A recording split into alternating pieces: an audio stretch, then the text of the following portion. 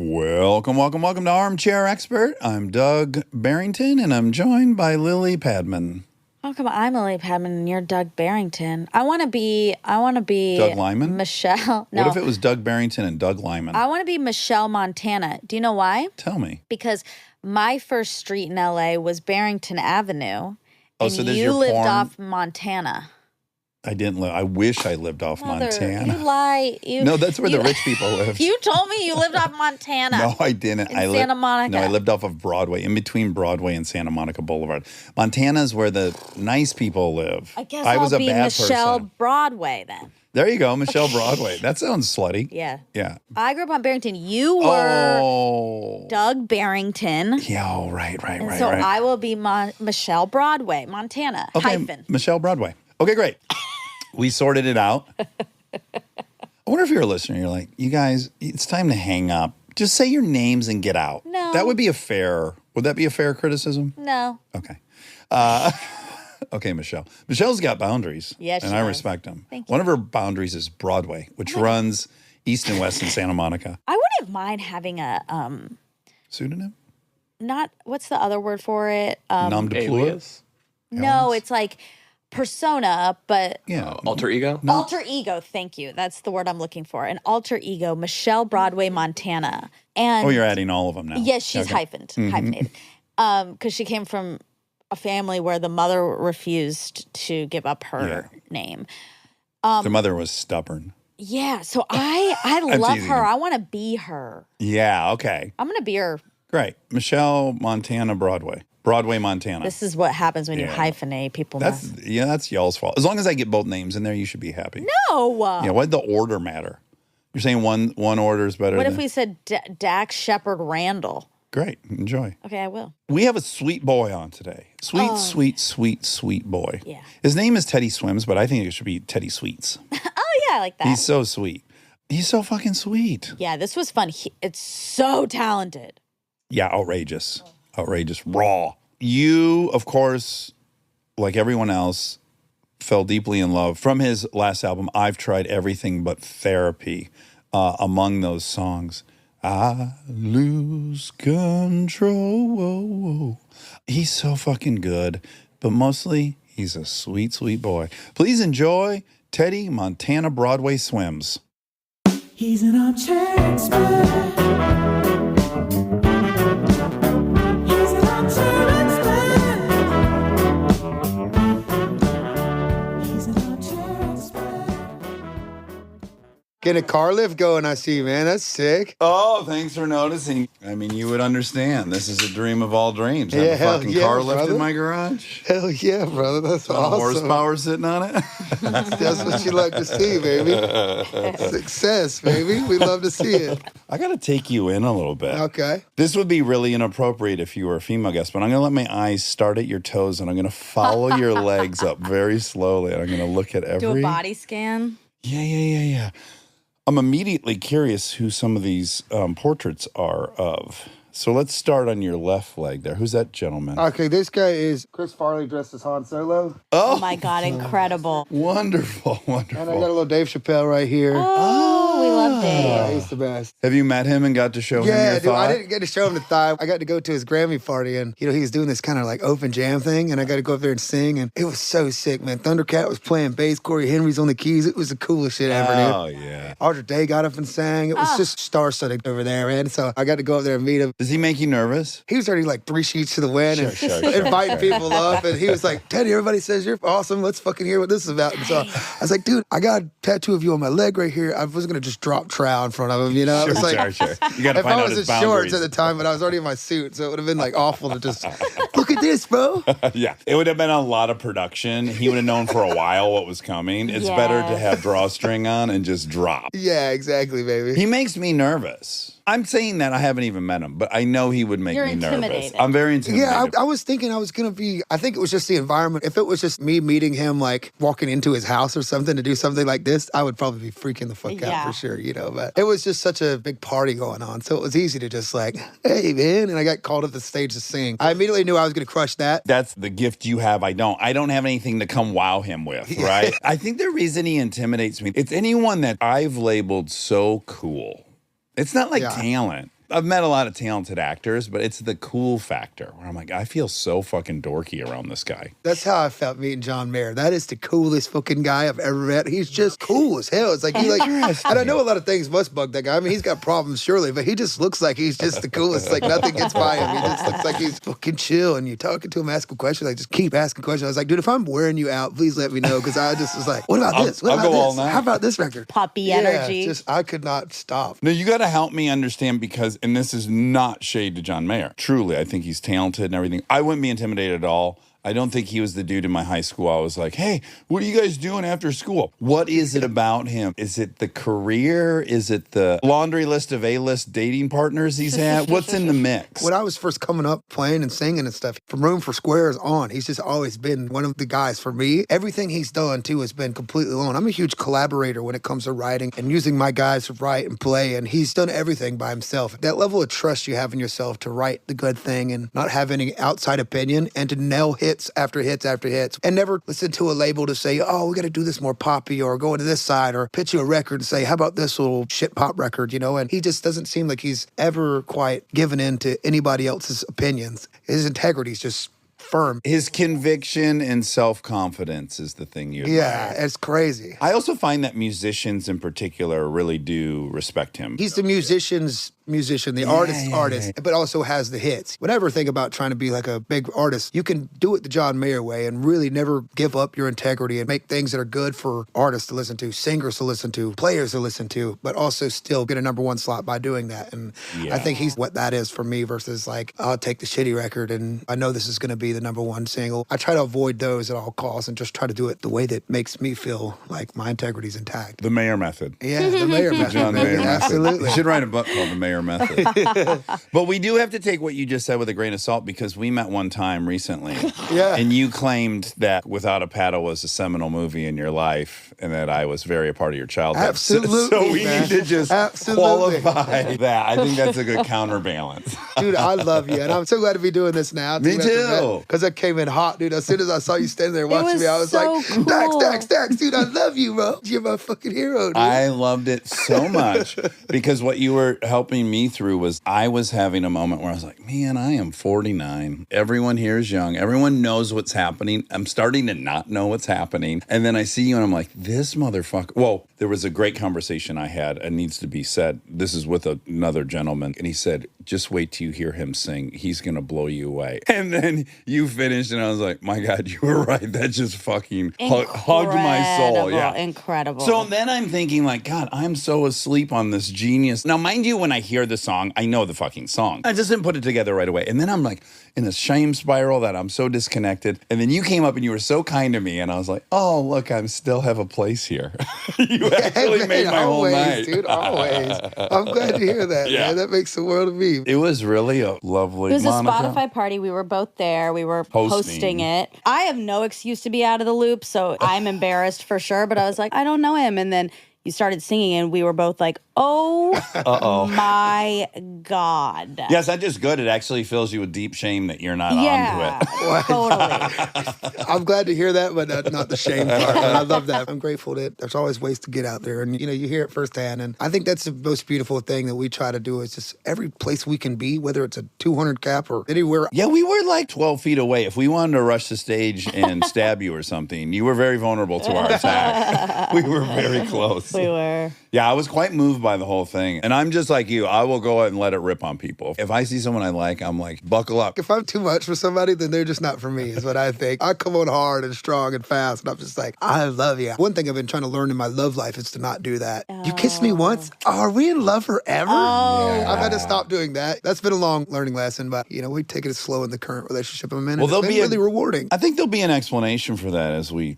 walk through your whole life. Yeah, probably. I can relate big time. Georgia, you're with a fellow. I'm from Georgia. Oh, right on. Where from? Duluth. Yeah, a lot of my homies are from Duluth. Oh. You know Duluth. I sure do. I've been constructing a mental image of it for the last 10 years we've been friends. I have yet to go, but I've heard so many details. Is it a haven of malls? There's a good amount of malls. A lot of them have shut down during the pandemic and stuff, and I think some are making its way back. I'm actually going back on Friday. My aunt's getting married in Monticello. It's going to be a hilarious wedding. So she's marrying this lady, and I'm ordained sustaining the wedding, and I'm going to be doing it on the dock, and I think they're rolling up on a jet ski. Well, this sounds my like something incredible. out of, It's going to be Eastbound absolute and white Down, trash. Yeah, it's absolute white trash wedding.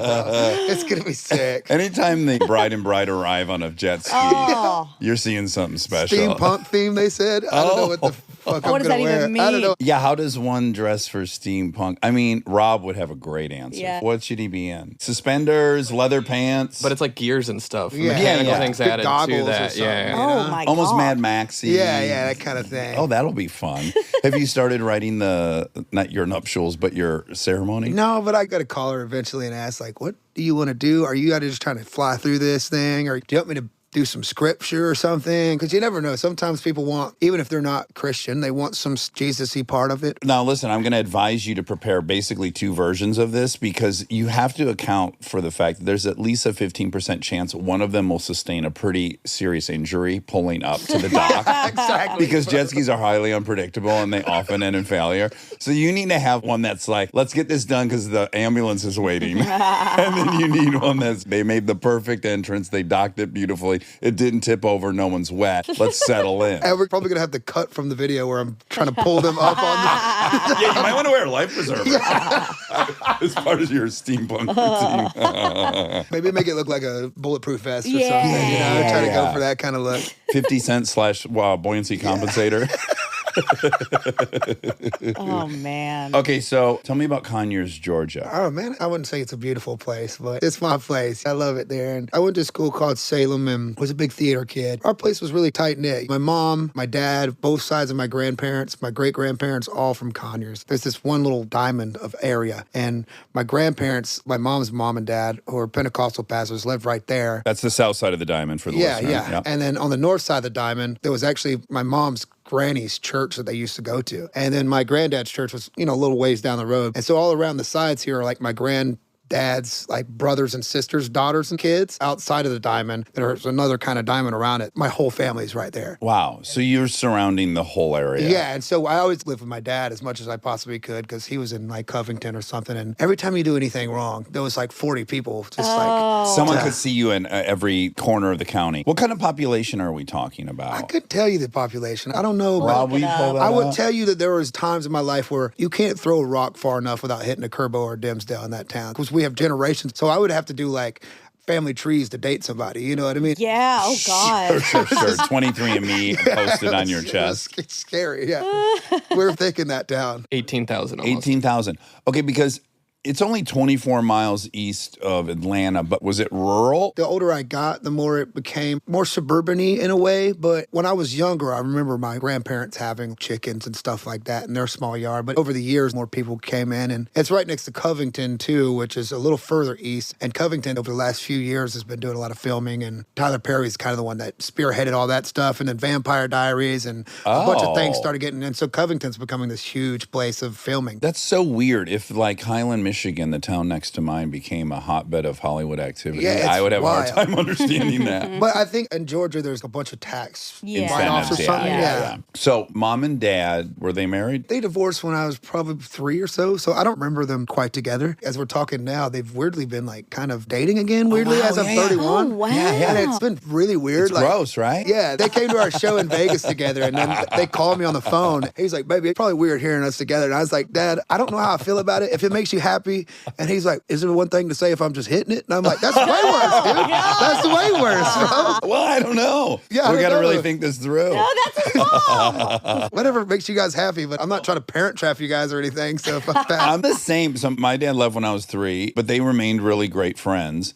And they'd be together. And even occasionally, if they were being mildly affectionate, I'd be like, guys, don't even think about going back down that road. Why? It's a weird, gross feeling. It's like your brother and sister are going to get I don't know. Yeah, it's weird. It doesn't seem natural. It doesn't. It was always just yelling about this or that forever. And so, like, they always kind of just despised each other in a way. You don't have to name names, but does someone get sober in this equation? None of them have really ever had like a big drinking issue or Okay. nothing like that. So that's been great. My mom was married to a guy from the time I was like 4 to about 18 who was a massive alcoholic and had dad and dad's dad and mom. They were a big line of alcoholics. But my parents, they'll smoke some weed here and there. My dad will get down every once in a while. As needed. Yeah, I've never had alcohol abuse within my parents. Oh, that's lucky. Yeah, that's really beautiful for me. You had a lot of church, obviously, between the grandparents. With my all moms, being... yeah. But on my dad's side, it was never that way, which was great. On the weekends, I'd go over there and we could do whatever. We could eat all the ice creams we want. I mean, we was watching Martin, my favorite show. I got a picture of Jerome back here on my was Dad side, right? He's my everything. Was Dad spending money differently than Mom? Because like we'd go to my dad's on the weekend. He drove a Corvette.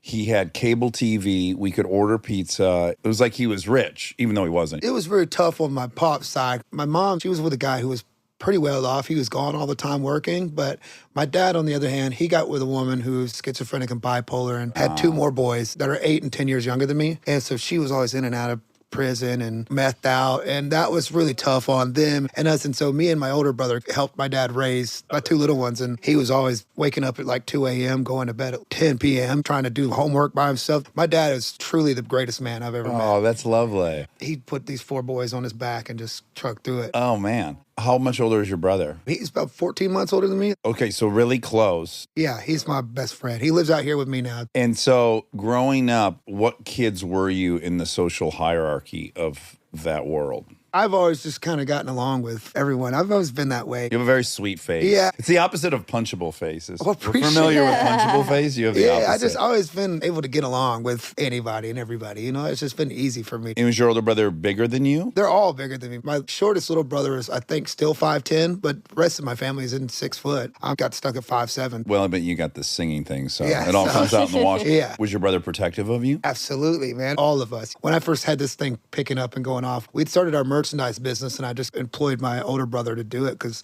it was kind of like he didn't really get to start a life until just this last couple of years when my little brothers got older. Because as I was going doing this, and my dad was trying to put my little brothers through high school, Kaylin, my oldest brother, was their mother for so long. He had to kind of take care of all of us in a lot of ways. While you're surrounded by sweet men, that's not always the case. Women, on the other hand, have been a little treacherous. I think I've continued to pick those. It's such a different thing than what a lot of people go through because I have loving, gentle, hugging, kissing men in my life. Not so much that way with women in my life. Your stepdad, would he fall into the great or not great category? He's an awful person. Okay. I loved him when I was younger, but he was just an alcoholic and he was gone all the time and he was working and he's really abusive in ways. And I haven't heard from him since. He raised me from 4 to 18. He was a second dad to me, you know, and one day he was just gone from my life and my mom's life and all of our lives. And I'd never talked to him again. And I do carry some resentments in ways towards him because he was a part of my life for so long and then he was just gone. And I was just like, how do you raise somebody? And I know you and my mom split up, but no like, hi buddy, or I love you, this isn't your fault. Just abandonment. Yeah, I think it really did fuck me up. I still think of that sometimes. Well, you start rewriting the entire history, right? Which is like, oh, he was only ever nice to me because of mom. Now he doesn't have mom, so none of that was sincere or genuine. But also you're smart enough to know you lost him to addiction. At some point in your life, you might even have compassion. Yeah, I know as I'm on the road and how easy it is to fall into this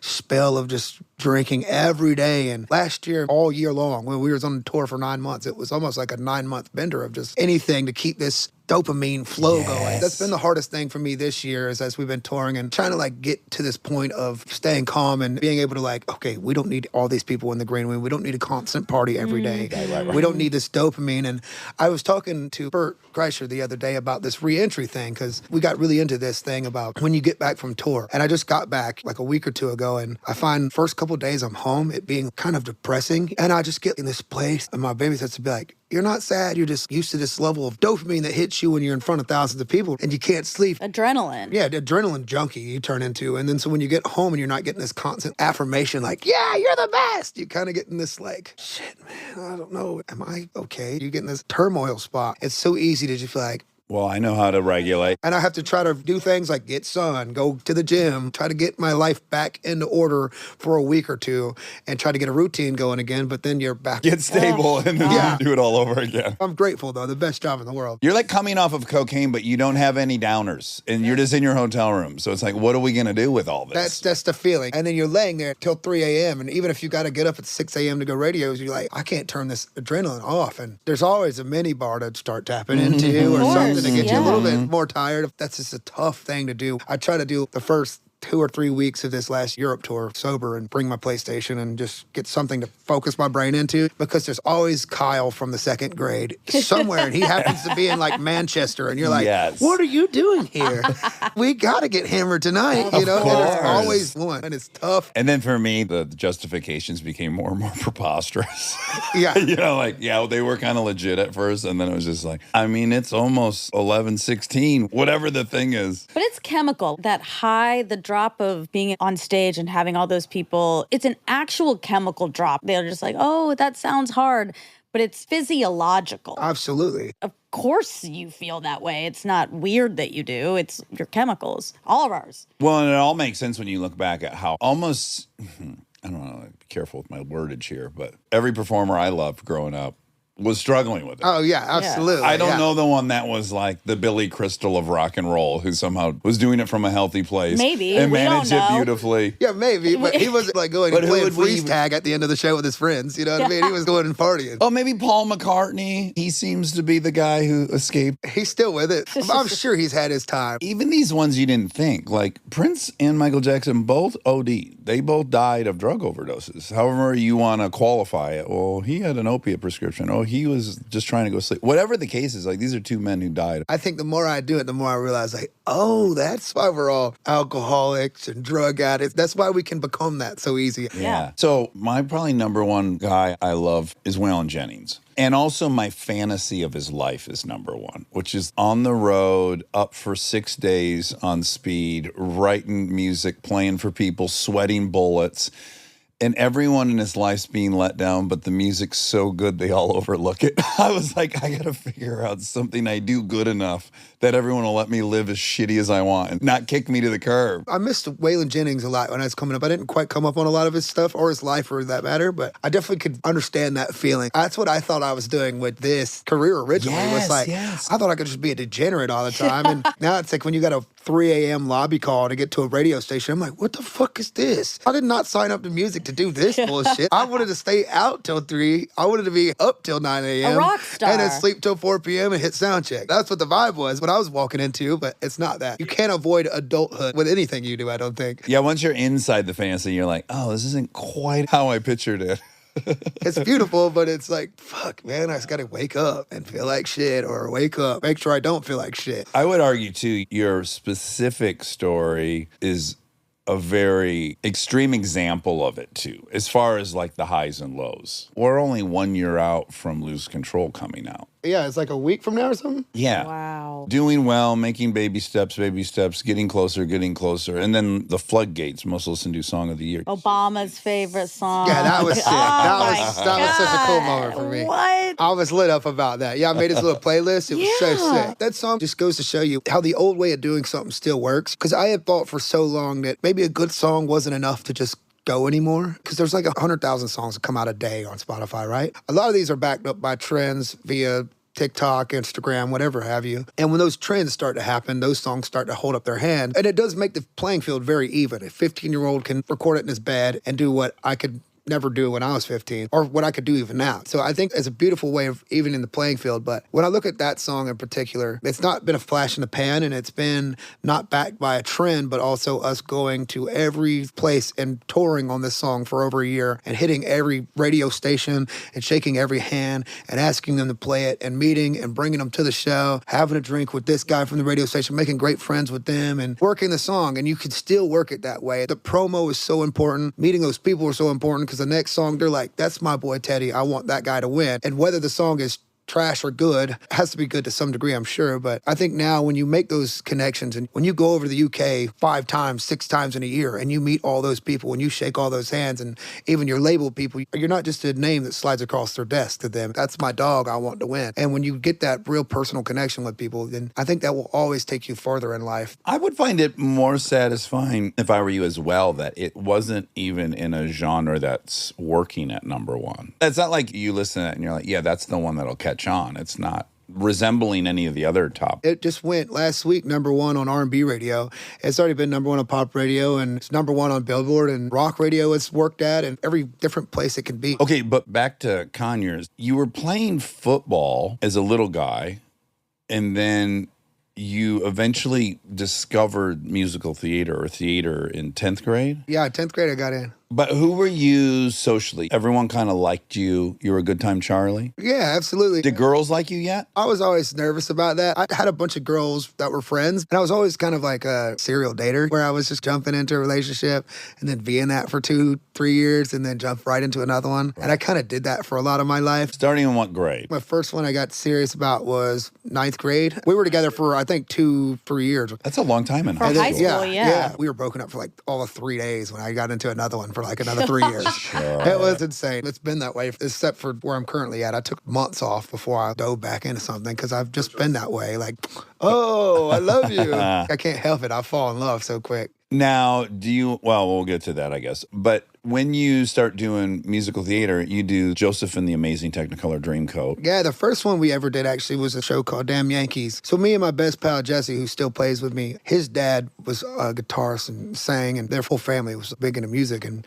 when I first started hanging out with him, I was the first time I ever saw somebody play and sing. He was in his basement, and he had this PA set up, and he started singing, "Want It, Did Override." Yeah. And I was like, dude, your dad is badass, bro. Seen a million faces. Yeah, it's so sick, bro. So me and Jesse started playing all the time, and we sucked so bad originally. What age is this? 13. We were coming right out of 8th grade. We get dropped off at the movie theater and take that $20 our parents gave us and not go to the movies, do what you would think 14-year-olds do with $20. We just sit out there and sing a cappella, trying to harmonize, trying to sing for anybody that let us sing. And his sister got us in a theater when I was in 10th grade. And I remember still to this day, us doing that Damn Yankee show, and I had 2 lines, I think, in it. My mom was crying so bad when I told her, I was like, I don't want to play football anymore. I'm done with football. And she pulled out all this old memorabilia, where she had the magnets and all my trophies. And she was like, why would you do this to us? We play football. Oh. Why would you do this? Was your brother playing football? Well, my older brother, he never played. But my So I guess we're not all playing Yeah. football. Why do you suppose that was an important endeavor for her? I don't know. My dad did and my other brothers did. It's a Southern And we thing. always did since I was a little kid. Since I've been like 5, she watched me on the football field. But do you think she was worried about you missing out on the teammate experience? I'm trying to imagine what it is she thought football was giving you. I think it was the fear of change that I was going to do something else. But it wasn't until I did that first show and I sang my 2 little lines and I get out and my mom was like, baby, I'm so sorry. That's where you belong. Oh, yeah, she flipped so sick. All she had to see me was on stage 2 once. lines. And just be like, wow, baby, you go for it. That's She was good. the sweetest after Oh, that. good. You want to right over. Yeah, right over. And then you started singing in the chorus in high school? Yeah, funny enough, my senior year, I was kind of really falling behind. I was such a bad student. And we had this credit recovery thing where you would go in class and you could do a few weeks of online bullshit and get your credits there. So I found this thing called Alpha Omega and Conyers. And it's basically you go pick up work every week for like 8 weeks and you'd read a chapter and you could pretty much Google all the answers, do the test on the back and then turn it in. You get credit. So I went over one summer going into my senior year, did all my senior core classes and all my credits I was behind because I was still practically in 10th grade going into senior year. So I was like, fuck it, if I just do all these, I can come back and not have to do anything but theater. Smart. So I had already had my credits. And so I remember the principal calling in my office and talking to my mom. And she was like, I'm not signing off on this. You just coming in here to do theater, chorus, show choir, and video production. That's not going to happen. You can't do that. And I was like, well, I already got the credits. So I am doing that. So that's what I'm doing. Yeah. And she's like, well, I'm still kidding you in the classes. And I was like, well, I'm not going. And so I stayed all my core classes my senior year, just didn't go to it. I got zeros. I graduated at the bottom of my class, but I did graduate. So fuck her, Yeah, you did it. Because she couldn't say I couldn't do that. But they passed a law in Rockdale County now that they can't do joint enrollment in places. I think I ruined it for some of the kids that were getting college credit. And maybe for the best. Stay tuned for more Armchair Expert, if you dare.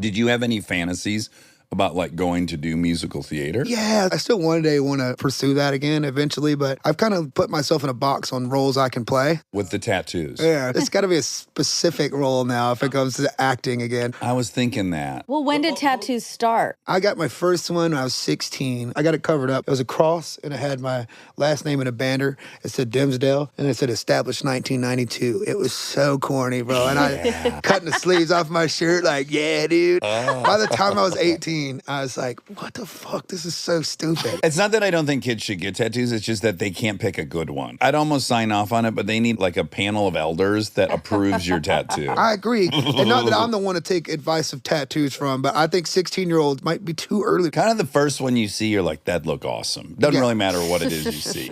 And I thought I was having the cross in my name. And like, I was like, You this really is thought gonna it through. Yeah, I tried anyway, but I just wanted something. You know what's cute, Monica? Is I heard him say in an interview that what he wanted to be when he grew up was tattooed. That was destination. Yeah, and that wasn't a real job, obviously. Doing tattoos is one. Receiving money. Yeah.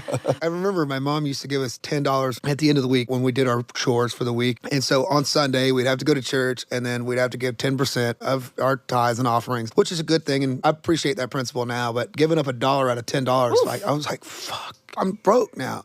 And my older brother would always give $5 because he's a fucking overachiever. Wow. Show off. Yeah, what a weenie. And I would go to the Mexican restaurant every Sunday or Henderson's, and they have those fake tattoo machines, and I put them quarters in and just cash out, slap them, stand in the mirror all over my body. Feeling awesome. Yeah. And did you feel protected by them? Like, what was the draw? I know, I just felt tough. All the people I looked up to had tattoos, and they were badasses. My first concert I went to and felt this bug for was 2007 Warped Tour. Paramore was there, Circa Survive. Was there. Yeah, you Boys think Like so? Girls, Warped Tour. Coheed and Cambria. There was so many great bands at the time that were just my world. And what actors did you think were cool? Adam Sandler is my fucking dude. Not Jack Black. Jack Black is my dude too, but Adam Sandler is, I mean, I got that's Quacktastic, Billy Madison tattoo, and Carl Weathers from Chuck Peterson from Happy Gilmore right here. My dad raised me on nothing but Adam Sandler and Martin Lawrence and Chris Farley and SNL cast. You want to know a trip, Teddy? The CEO of Ford right now is Chris Farley's cousin, No way. Jim Farley, and we interviewed him, and it's uncanny. Yeah, they're so similar. I was tripping out thinking at times I was talking to Chris. I think that blood really runs thick. in Very him, dude. specific. Yeah, I just recently listened to the book, The Chris Farley Show. His brothers got together and wrote, and it's beautiful if you haven't ever read it. Oh, I haven't. Oh, it's about his whole life. The ending of it is just the last words he says in his life is just so sad. He's been up for 4 days. His prostitute is leaving his hotel, and he goes after her, and he collapses. And then she takes his watch and stuff and leaves him a note. And last thing he says to her before she goes is, please don't leave me. And then they find him dead like the next evening. Yeah. Yeah, such deep loneliness. God, it's so sad. I mean, especially if you were struggling, his story would just have you in absolute tears. It's so powerful and sad. Yeah, it is. There's a lot of things in that stew. It's not just addiction. It's also these highs and lows we're talking about. Yeah. This kind of untenable high of public adoration. And then, loneliness, and then an ability to connect with anybody, but also not being with anybody ever. That's so much of it, too, is that ability to always want to please and want to be around. And as soon as people are around, you got to make them comfortable. But then you kind of feel more alone in a lot of those rooms, too, where you're just, or it's turning it off and turning it on. That's the biggest thing I struggle with, too, is that there's times I'm like, oh, fuck, I can't deal with all these people, you know? But as soon as I do, it's always the turning it on that's the hard part. But once I'm on, it's like, how am I going to get this off? There's just this black and white thing that's going on all the time in your brain. There's no in between. It's just on or off. What kind of things were you struggling with as a kid in high school? Sounds like you had friends, you fucking finagled this school system, you're performing, you got a good dad. A lot of what I struggled with is a lot of stuff with my mother, and I wanted to live with my dad, and I don't want to I don't know if I'm ready to quite talk about certain things with my mother and her man she married and that whole side of the family. It's not something I've really publicly spoke about, and I don't know if my mom would be like, Yeah, you don't want to hurt your mom's feelings. But we went through a big, really tough time, and with her decisions she made with that man, and I had to get out of there, and there was a lot of times where they were doing fine, but I'd rather live with my dad and struggle in the hood and raise my brothers. And there was always a love there that I was getting. Love was so much more than just this fake picture of what a beautiful house and a beautiful life looks like. I think there was a lot of it, too, in regards to my upbringing in church and seeing the inside and outs of it. A lot of smoke and mirrors to it. Not that my granddad was ever not who he said he was. There was also some things about it that was so strong, like this is right and this is wrong. There's Black no gray and white. areas. And the way he believed everything was right. And if you didn't believe it exactly how he believed it, the way he believed it, then you were just wrong and you were going to hell. Right. It wasn't just a disagreement. It was you're amoral and you're going to end up in hell because of this difference. Yeah, and if you don't believe it, just like he did. I mean, he was headstrong so much that he wouldn't even go to a restaurant where there was a bar in it. He had a wood shop. He would never take money from the church as a pastor. He's like, we don't do that. He was working on building houses he was a carpenter. He had to be exactly what he read Jesus was. And sweet man, but if it wasn't this way, I remember one of the first things he said to me, he wanted me to come sing at the church when I really started getting music. And he was like, all these kids out here nowadays break dancing and hip hopping and all that for the Lord.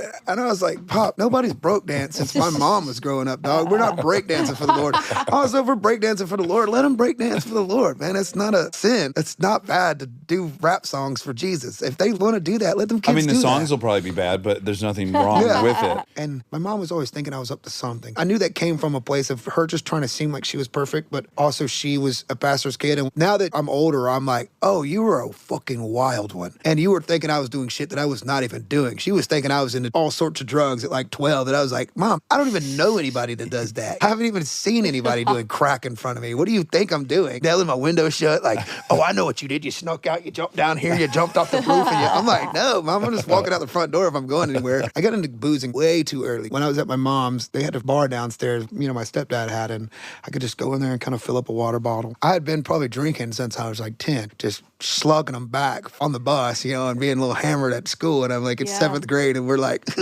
What comfort did it give you? The only time I was really optimistic in life was when I had booze in me. When I think about why I started drinking or why I started smoking cigarettes, it was truly to be cool, you know? And that was all there was to it. I just wanted to be cool. And I was hanging out with these kids and they were smoking weed and I wanted to smoke weed. And if I could be the one to get the alcohol, then I was a fucking legend. And I could get it at any point. No telling what we were drinking. We were just mixing shit up in a water bottle. And like, I was bringing it out to the boys and we're walking through the neighborhood like, yeah, slugging it back. Or, hey, mister, and somebody at the gas station like, hey, mister, can you get us a 40? Can you get us a pack of cigarettes? And there's always somebody that would. You knew better than to say, hey, ma'am. Yeah. The ma'ams weren't buying too much. Hell no. Booze for underage drinkers. Okay, so music takes off. You start really committing to it. You start messing around with the piano and the ukulele. You're watching YouTube to learn singing technique, which, by the way, is kind of mind-blowing that, if you're born in 92, it's an option for you. It's a total road. I wouldn't have had that. Yeah, it's a perfect time. I think it's super powerful. That's why I think kids these days are so much more well off. You can school at any moment, and there's an 11-year-old doing what we think we are good at way better than we'll ever be at it. Their access to information and being able to learn and play is so much harder than what even I had. And I'm grateful for that. I could just Google, if I wanted to watch Marvin Gaye and watch him live, I could see videos of him sitting there singing and watch his mouth and what he's doing, how he moved. And I could watch Grammy performances of Michael Jackson. I remember the first time I saw Michael Jackson do that one where he beats the record. He gets 7 Grammys. He goes on to get an 8th one that same night for Thriller. And he's like, I promise that if I win another Grammy, which is 7, which is a record, I take my glasses off. And I really don't want to, but I'm only doing this for Miss Hepburn because she's a dear friend of mine. And he just pulls him up and everybody's, and he puts him down and he just waves and he walks off. And I was like, that is the most gangster shit I've ever seen. I know. Can you imagine having America excited to see you take your glasses off? I mean, yes. He was so sick. He was so badass to me. And I just knew from that point, I was just watching him. I was always like, God, what a fucking badass, dude. Did you watch that Greatest Night in Pop music documentary on Netflix? Oh, I have not, no. Oh my God. Your head's going to spin. It's about them coming together to make We Are the World. And you've got Quincy Jones and Lionel Richie kind of orchestrating everything. And it's every single greatest singer alive in this one room. The kind of 2 undeniable standouts of the doc are Michael Jackson. He's somehow on his own. Everyone else is together, but he's on his own. And when he sings, you're like, yeah, that's it. There's just really no comparing. Bob Dylan, he's not that kind of singer, so he can't really find his way into this song. And they're all struggling. And then Stevie Wonder imitates Bob Dylan to Bob Dylan. And they're on his back. And when you're watching it, you think it's Bob Dylan singing. So Stevie Wonder's singing in Dylan's voice, explaining to him what notes he should find to work his way into this song. And he kind of saves Bob Dylan's performance. And you're like, okay, well, that guy's just a phenom. What a monster, man. Stevie Wonder. Yeah, Songs of the Key Life, #1 for me. Man, I'd love to be breathing the same air. He's the one. So you join a bunch of bands. I'm imagining it takes you a minute. You're probably just saying yes to any opportunity that comes your way. These dudes want you to sing with them. Great, I'm in. How do we get from saying yes to everything, being in a hair metal cover band, being in an R&B band, being in an alternative rock band? How do you discover what you're really supposed to be singing? I had the same guys. It was kind of a tight-knit community of musicians, and a lot of kids were doing metal from when I got out of high school till even now, And I was still in a metal band called Airs at the time, and this band called Wild Wild Heart. Me and my buddy, Addie Maxwell, who plays guitar for me still and writes a lot with me. So weird, man. I had everything kind of happen to me once. This girl I was with at the time had left me. My car had broken down. My roommates had moved out. I walked like the last 2 miles to my work, and the place was closing down. Everything just hit the fan at once, and really bad off at the time. What age is this? I must have been 26, 27. This was right before Teddy Swims really started happening. And at the time, I was with this girl who had a child, and her baby daddy wasn't around, and I was even about to go get this full-time job, and was trying to think. I was like, you know what, man, maybe I just need to raise this kid. He's worth it. And I almost gave it up. And all this shit just hit the fan all at once. And I had called my dad, and I was like, man, can I move there to your house? And I just really need a place to crash for a couple months. So I put my mattress basically on the floor in his garage and just try to camp out there, and there was no carpet or anything. And my buddy Lee, who had recorded most of my metal bands, was actually in Loganville. He was right down the road from my dad's house, and so we started just kind of messing with stuff, and he got me in this band Wild Heart, and that started going somewhere. And me and Eddie started doing hip-hop music because he was making beats for some rappers and sending it out, and we decided to make a hip-hop song, and we did one song. And my pal Tyler Carter was in this band Issues. He comes over and he's doing a solo tour, and he hears our one song, and he's like, man, this shit's badass, dude. Give me 30 minutes of music and you guys come on tour with me. I'm like, we only have one song. He's like, I'm going to the UK with Issues. It's only 4 minutes long, yeah. so. He's like, I'm going to the UK with Issues, and I'll be back in a month. You have a month to get 30 minutes of music. So me and Addie grinded out a bunch of hip-hop songs where we're rapping on these songs. Is the quality going downhill quickly? It's getting better. Oh, it's getting better. Yeah, it's getting good, better. We're getting good. better at rapping. Addie's crushing it. I'm okay, but it's not my thing. I'm here to sing. But this is my opportunity to go on tour, so fuck it. We're here. So we get back. We have this thing trying to figure out our name. I was going by Swims by that time, and it was just someone who was me play this character of this rapper. Tyler's like, well, why don't we just put Teddy in front of everybody calls you that? And then boom, you're Teddy Swims. And I was like, dude, I really kind of fucking hate that. And then he's like, well, it's my tour, so I'm putting it on the flyer. So it was Addie Maxwell and Teddy Swims opening up for Tyler Carter. You're Jayton Colin Dimsdale. Yes, sir. Jayton, that's a pretty unique name. Yeah, it is. I've never met another one. Yeah. Neither. But you were going by Teddy? Yeah, I've always been called Teddy because while I was waiting tables and stuff, Jayton's hard. They're like Jake, Jamie, Jason. So my look is just always, oh, there's our Teddy. Oh, like Teddy Bear? Yeah, and that's where it just kind of came from. Oh, Jayton, that's so sweet. I don't know what they're calling you. Teddy. Yeah, okay. We ended up doing this tour, and this was March of 2019. And then we get back, and the Teddy Swims thing was kind of cool. Maybe I could do shit as Teddy Swims. And I just used the name Teddy Swims and uploaded a Michael Jackson cover of Rock With You. Watched it this morning. It's incredible. June 25th of 2019, and that was 10 years after he died. And so we wanted to just pay homage, and it started going crazy. And we were like, guys, why don't we just turn this shit into Teddy Swims? Let's see what happens here. And we kept doing the covers. And the most beautiful thing is my manager, Luke, who lives out here, he hopped in a car and drove a Prius with a U-Haul in the back of it all the way to Georgia. And we moved into this little house in Snellville. It was a 5-bedroom house.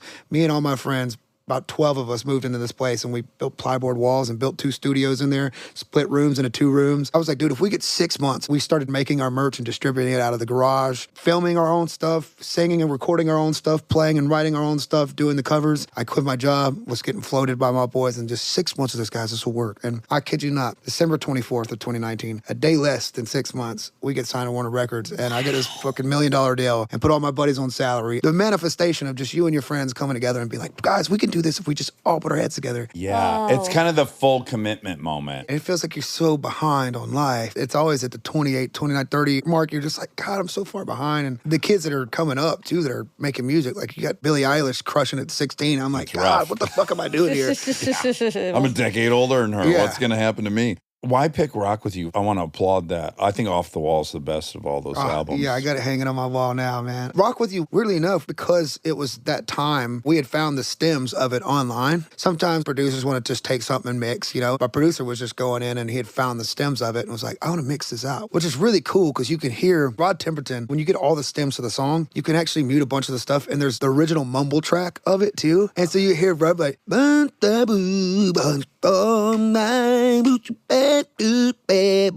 he's just like kind of doing the mumble where they wrote it guiding to. them. And it's so cool. It's like they had the instrumental done and he went and made up the melody with his mumbles, and then they went and wrote the words to the mumbles, which is so sick. And is that in the finished song? The mumbles aren't, but when you get the stems, you can hear that they kept that in there. It's so crazy because it's similar to a lot of times we do the same thing where you just kind of come up with a mumble of the melody first, and then sometimes you might be almost saying a word and you're like, what are you saying there? Oh shit, that sounds like you're saying this. And then you come up with some beautiful words. words. My song, The Door, for instance, my buddy just already had the beat and the mumble of it. And we'd kind of just, it sounded like you said, started writing to this. You reverse engineer it kind of. Yeah. And so it was cool to see that happen and see that was still the way that it was done. Yeah. Now, Rock With You got, I don't know, 10 million views or something, or maybe more. When I looked at it this morning, it had 10 million views. But You're Still the One by Shania Twain seems like a very from left field choice. Oh my God, I need to hear that. And that one has 167 million views. It was a monster. Yeah. Yeah, that's probably the one that gets Warner Records' attention. I think the biggest thing is because the original version we did of it, I dedicated it to my mother, and I was like, this goes out to my mom, you know, I love you, and to touch people. It's kind of a mystery because Rock With You seems more in tune with you. It just doesn't seem like you're going to sing that. I think there's also some of the mixed messages of looking at you singing that song is very interesting. That's the thing that first worked out for me on Rock With You is once it hit this 500,000 views, people were looking at my face and my whole thing going on and singing that song. They were like, okay, either this is going to be funny or this is going to be really good. Right. Yes, Or it's going to be both. And it ended up being, I think, quite funny and actually good. People were like, I did not expect this guy to sing this way. So we kind of leaned into that gimmick so much. And it's been a thing that's really pivotal in my career. Real music videos have never worked for us. Just playing the song the road quite works for you. I just find that it's always when somebody says like, listen to this guy. Okay, now look what he looks like. You know, it's always been my thing. And so we just totally fucking pedal to the metal on making sure my face is in everything and why I'm singing. So people were like, whoa, that's a good voice, but I don't think it's as good as the juxtaposition versus what I look like. People are fucking stunned, and it's helped me out so much. That makes sense. Yeah, if you look the part perfectly, it would be a foregone conclusion. Yeah. So there's nothing novel or interesting about it. WWE, you got to work the fucking gimmick, you know? You gotta have some gimmick that gets people's attention. But do you think it's by design a little bit, even just in life? Do you like presenting one way? I had a buddy of mine, my best pal from school, Julian Seltzer, man, he's my dog, and he told me one time, it was a few years ago, before all this, he said, you're really an icon when somebody can dress as you for Halloween and people can know it's you. And I remember hearing that and being like, okay, what do I got to do from here to make sure that's the case? And I've spent forever trying to be like, okay, what do I like to put a little bandana on, grow my hair out this way, tattoo my face? What do I got to do here to make me different? Yeah. Right. But I definitely put a lot of thought and effort. Certainly people went as you to Halloween last year. Yeah. Have you seen any pictures? Yeah, I have a picture. Also, my buddy Kurt, my store manager, his little cousin, they'd written and I had this one, I can't remember the family on Instagram. They did a video, it's Lose Control, and he's like kind of mouthing it. They came to my show and my meet and greet too, and he had us all dressed up and shit with the tattoos going, and they drew them on. It's so cool, bro. Watching kids do that especially, it's so awesome. Obviously, I have tattoos, but I have no face tattoos. What's the chat in your head as you go in and you're like, well, we're going to go all in on this? Well, the first one I got, so it says Home at Last up here. On your hairline. My granddad had passed away. It was really the first time I ever saw death right there in front of me. So he was in his room, and they had separate rooms within their 52 years. You know, eventually, I guess you just get separate rooms. She got sick of hearing about it. She wasn't doing it right, probably. So I'm sitting there playing piano. Like I said, we're all in this diamond. So there's like 50 of us by the time I get there. Everybody in the family's so quick to go right there. So my grandma was trying to be all strong, and she sits there with me after everybody walks out of the room, and she finally breaks down, and she said, he's home at last. He's home at last. And then she goes, but you left me behind, and sobs and sobs. He'd always told me to never get my face tattooed because the calling of God is without repentance, son. You don't ever want to get your face tattooed. Oh. And as soon as he passed away, I just got one in commemoration of him just to be like, a little bit of a I love you, brother. I love you and a fuck you. I love you, Pop. You're the fucking man. But if heaven exists, and he owes me an ass whooping when I get up there, you know? And then from there, I just kind of got a little carried away. Now I just fucking get them. Sometimes I just get the itch. And there's been times where I've been on the road, too, where it's been bad. Like last October 5th, my bassist's birthday, we had a tattoo artist come in, and he wanted to get like a little party hat right here on his wrist. And I was like, just do it on my face, dude. I got this dumbass party hat right here. I was so hammered. I wake up the next day like trying to lick it off. And I was like, oh, shit, when did I get that, dude? Okay, so that one you regret. I mean, it's there. It's whatever. It's I did immediately have regrets to it. And they were like, bro, you don't remember all night you were walking around just bouncing your eyebrows like, party jumping, party jumping, party jumping, party jumping. I was like, dude, you should have put me to bed way earlier then. Why the fuck was I doing that? What a piece of human trash I was. Yeah, because I guess I sometimes assume the saddest thing when I see people, like, let me put it this way. I have none on my left arm. Well, I have a couple, but I'm not covering my left arm because I actually like how my left arm looks. I got a good vein in my bicep. I'm like, well, I don't want to cover that up.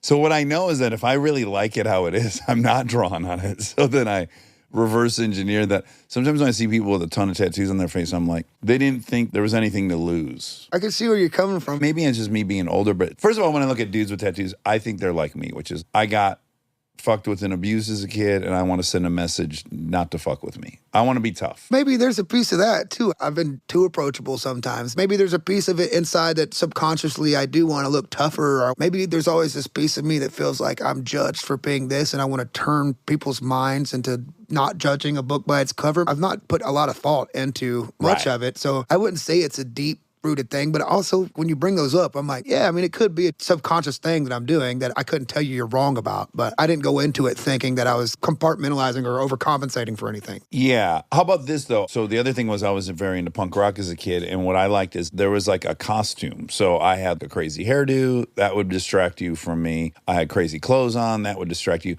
And this character I was playing was seen as super confident. Girls were like, oh, this guy is so confident. He's got this crazy hairdo no one else does. But it was a total illusion. That's a lot to do with it, 100%. That confidence level is something that I've worked on a lot. Over the pandemic, I was so fortunate, and I have a tattoo of him right here. Diamond Dallas Page, man, one of my heroes in my life. Who's he? I'm sorry. Diamond Dallas Page is a WCW legend, like an old wrestler, and he started this thing called DDP Yoga, and it's this mixture of yoga and calisthenics. It saved a lot of people, gotten a lot of people that were injured back on the field. There's this guy, Arthur Borman, you can check out on YouTube, and this guy was 300-something pounds and was on walker, ended up doing DDP for this little time, and his whole body healed, and it's miraculous, man. He was running 5Ks after that, and it's rehabilitation and calisthenics, and it's changed so many people's lives, and it's been a beautiful thing. And I spent about 6 months or so with DDP, and we talk once a week, and he just got this thing into me. It's like, it's really the story you tell yourself. Once you own this 6-inch piece of real estate between your ears, and there was so many things I was doing. With regards to my weight when I was coming up, I really had a lot of insecurities and a lot of beating down of myself, and it was also what was fueling my alcohol and my drug abuse. It was definitely because of a lot of insecurities that I was scared. I'd even watch some old plays, and I see myself doing this number while I'm doing plays and not really being confident on stage. And I used to hate watching myself or hearing my voice. And there was the time that I went through with him that I constantly have to tell myself these little bitty things, like when you look yourself in the mirror and say, I love you, you are beautiful. It took me forever to get to a point where I even want to take my shirt off in front of people. You know, I even just the other day I did this shoot. I had to be just kind of shirtless. As confident as I feel with my shirt off now, doing a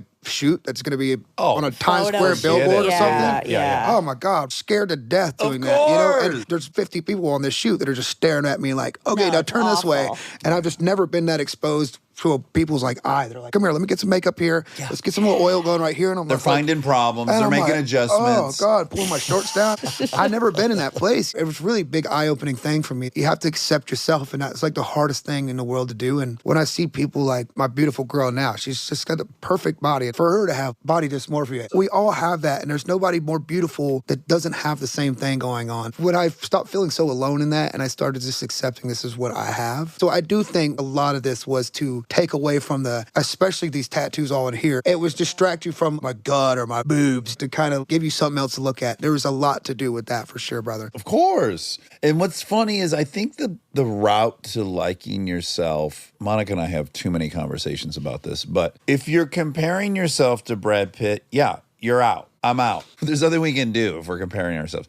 But if we remember that actually novelty's what's so beautiful. Yeah, come on. In specific, like, no, that's what you look like. And you, as defined by who you are and your character, you're the physical representation of your spirit. And we can all come to think everyone's super attractive. If that inside's good and you recognize like, oh, I'm the only one who looks like this. Anytime I can really hone in on that feeling of like, this is the only one. That's awesome. It's not Brad Pitt, but I'm the only one like this. And you're the only one like that. Monica's the only one like that. Although I am starting to wonder now with AI and the sim that there's just like 10 cookie cutters. We're all just 10 cookie cutters with like a little bit of different hair. You know, I could see that. There are certain types. Yes. A big thing for me, too, is I stopped worrying about what I look like in pictures now because I see myself on stage and people post these pictures of me and I'm just up there like looking crazy. Sure. And so nowadays, I don't really worry about the way I look because you can't control the way you look. The way I look at myself in the mirror is probably even still a fixed up version of myself. Oh. I know before I even walk to the mirror, I already got the face picked out. And I don't even know I'm choosing. Right. Yeah. I'm Cool Joe today. Yeah. As soon as I leave the mirror, this little suck-in I had going is immediately out. You're so right. I don't think any of us have any true idea of what we look like. No, we don't have no clue. This will comfort you. Bradley Cooper was on here saying that he genuinely thought when he won Sexiest Man Alive that it was like a bit, that people were fucking with him. He sincerely thought that. You're like, well, that's comforting. He is sexy. Yeah, he's sexy as a motherfucker. My God. Yeah. Okay, let's get to you writing Lose Control.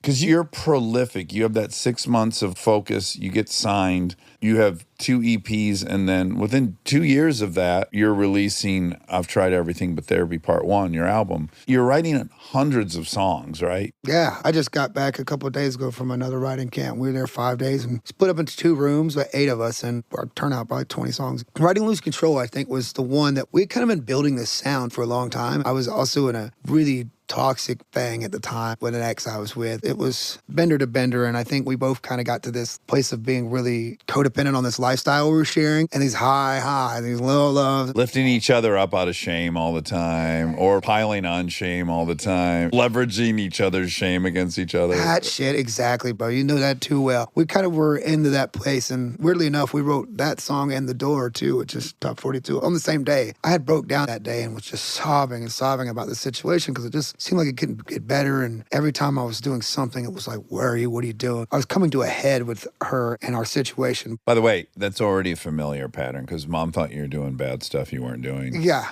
So like the familiarity. I think so. Yeah, we mistake familiarity, I think, a lot with comfort and love and all these things. I think there was just always that piece of it. There's a lot of patterns that I will say that I chose in toxic relationship I had with my mom at some point in my childhood. Yeah. That's what we do. Yeah, we all do I that. It's so weird, too, because we had written these songs about this certain thing, and it's so nuts that we wrote The Door, for instance. Tonight I Saved My Life When I Showed You the Door, and I wrote this song, and I was talking about this song, and I didn't even realize, because I was just numbing myself to the situation. Like, I knew the song Lose Control was going to be special. I knew it was going to change my life. I knew we had nailed it, but it wasn't until way later after it come out and I got out of this situation that I, like, listened to that song, and then I listened to The Door, and I listened to a lot of those songs we wrote then and a lot of that album, and I was like, my subconscious was telling me what I should be doing and trying to save me. And I was just numbing it, not even hearing it for what it was. I heard my own words back to me a few months later, just broke down in my car like, what? Where was I for myself? You know, myself was like talking to me. I was putting things into words that I needed to hear with friends that wanted to also tell me what I needed to hear. And I was so numb to that. I love the idea that songs can do this because I write, and often I've written on experiences I've had, and as I'm writing them, I don't really understand them. And then I read what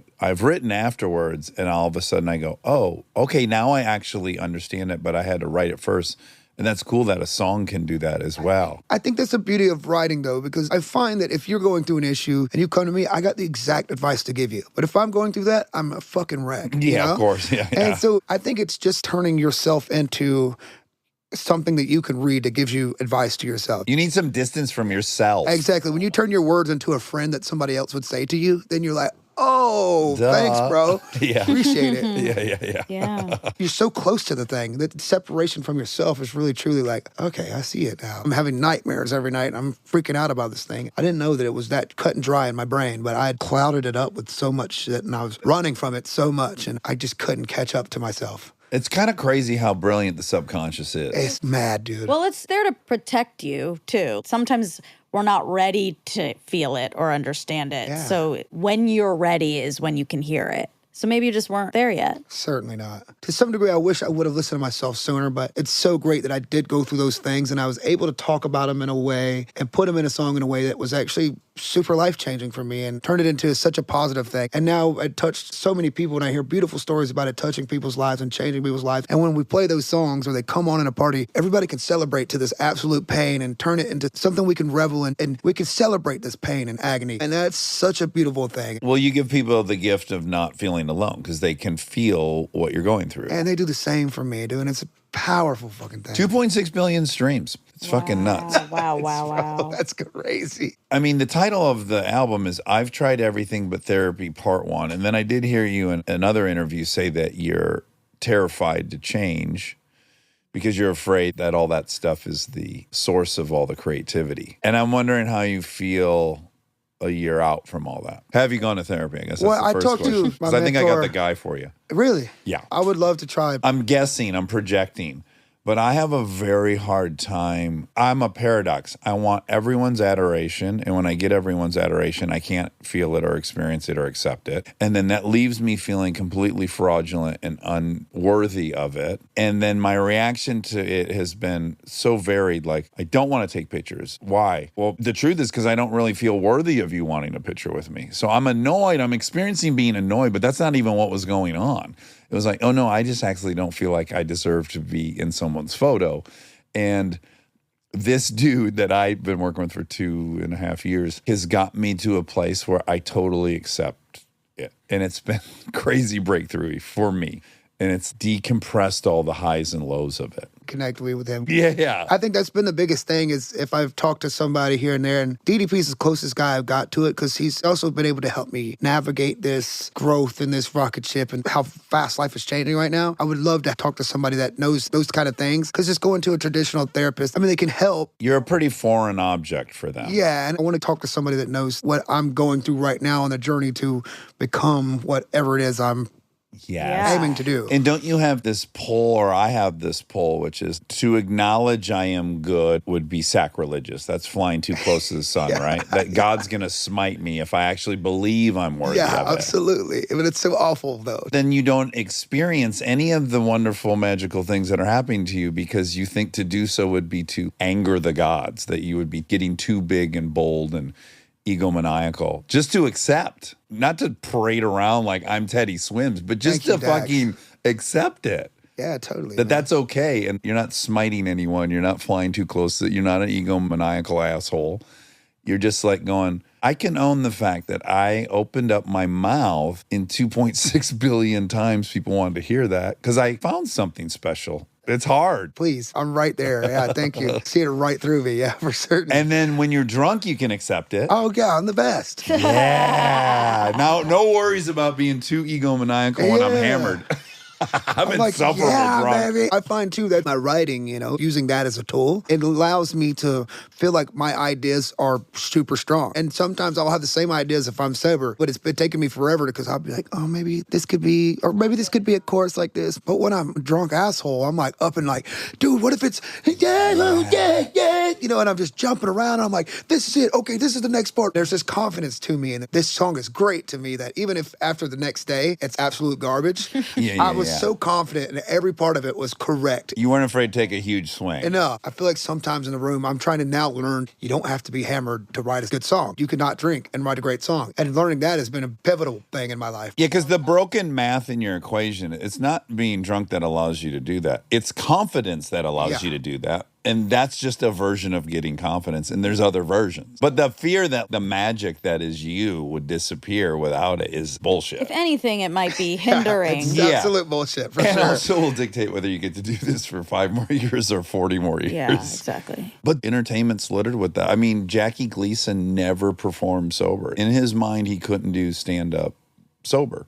He couldn't be in movies sober. He acted hammered. But that was a lie. Jackie Gleason could have been Jackie Gleason without anything. Last year, I did my first Europe tour sober, and I did this year most of it sober, and I try to make sure I take those times to try to do shows. But I always find that when I'm going back into doing shows sober, the first couple were just absolute nerve-wracking. Oh, my God, I don't have this energy. But the energy is going to be there as soon as you hear the adoration and the love in the room, it just turns right on. It's walking to the wings of the stage. Yeah. Once you're at the stage looking, doesn't something take over you? Yeah, absolutely. I don't need it. But for some reason, there's that piece of my brain that says, I'm just funny or I'm cooler. It's scary, all this stuff. Alcohol removes fear. It literally removes inhibition. That's what it does. So everything that's objectively scary becomes less scary. But you have to get through the fear 4 times and then it's over. Does that make sense? Absolutely. Yeah. Although I will say one time I interviewed Monica in Denver. Our guest fell out. Their plane didn't come. So she became the subject of the live interview. And we got some wine bottles out there to... Yeah. I mean, I drink. I'm not saying that I'm immune to this. That's why I can say that, because it makes things less daunting. All of it. Oh, yeah. Makes time change. It works. It makes it so much easier to get to know somebody and not be afraid to step out and be like, yeah. hey, what's up? The inhibitions are just, Yeah. there's a piece of me that always loves me that way. I love that guy. But also that guy can be achieved without. Totally. But I just haven't figured that guy out yet. Well, you're 31. Hey, I know this you're guy is awesome. young. You have time. Yeah. I got sober at 29. Also, it's funny when you're in it, you do love the person. You love the drunk version of yourself or the inebriated version or whatever. But if you're on video and then you see, you don't like that person. I don't know. I had a zone, Monica. I got a sweet spot of drunk. baby. It's hard to live in the Six sweet Jack and spot. Diet's like, I can watch that video, but like How 12, do you know? I don't wanna Have you? see it. Well, yeah, we used to take so much video back when I was drinking. And yeah, there's a sweet spot. There's one in particular. We go on this tubing trip in Michigan. We get on the bus. We're running a lot of video, and we're only about 7, 8 beers deep. And then we decide, let's do a second run down the river 3 hours later after drinking. And then the footage from that parking lot, Yeah, I'm not as funny as I thought I was. That one right there is a little, Tipped. Yeah. Stay tuned for more Armchair Expert, if you dare.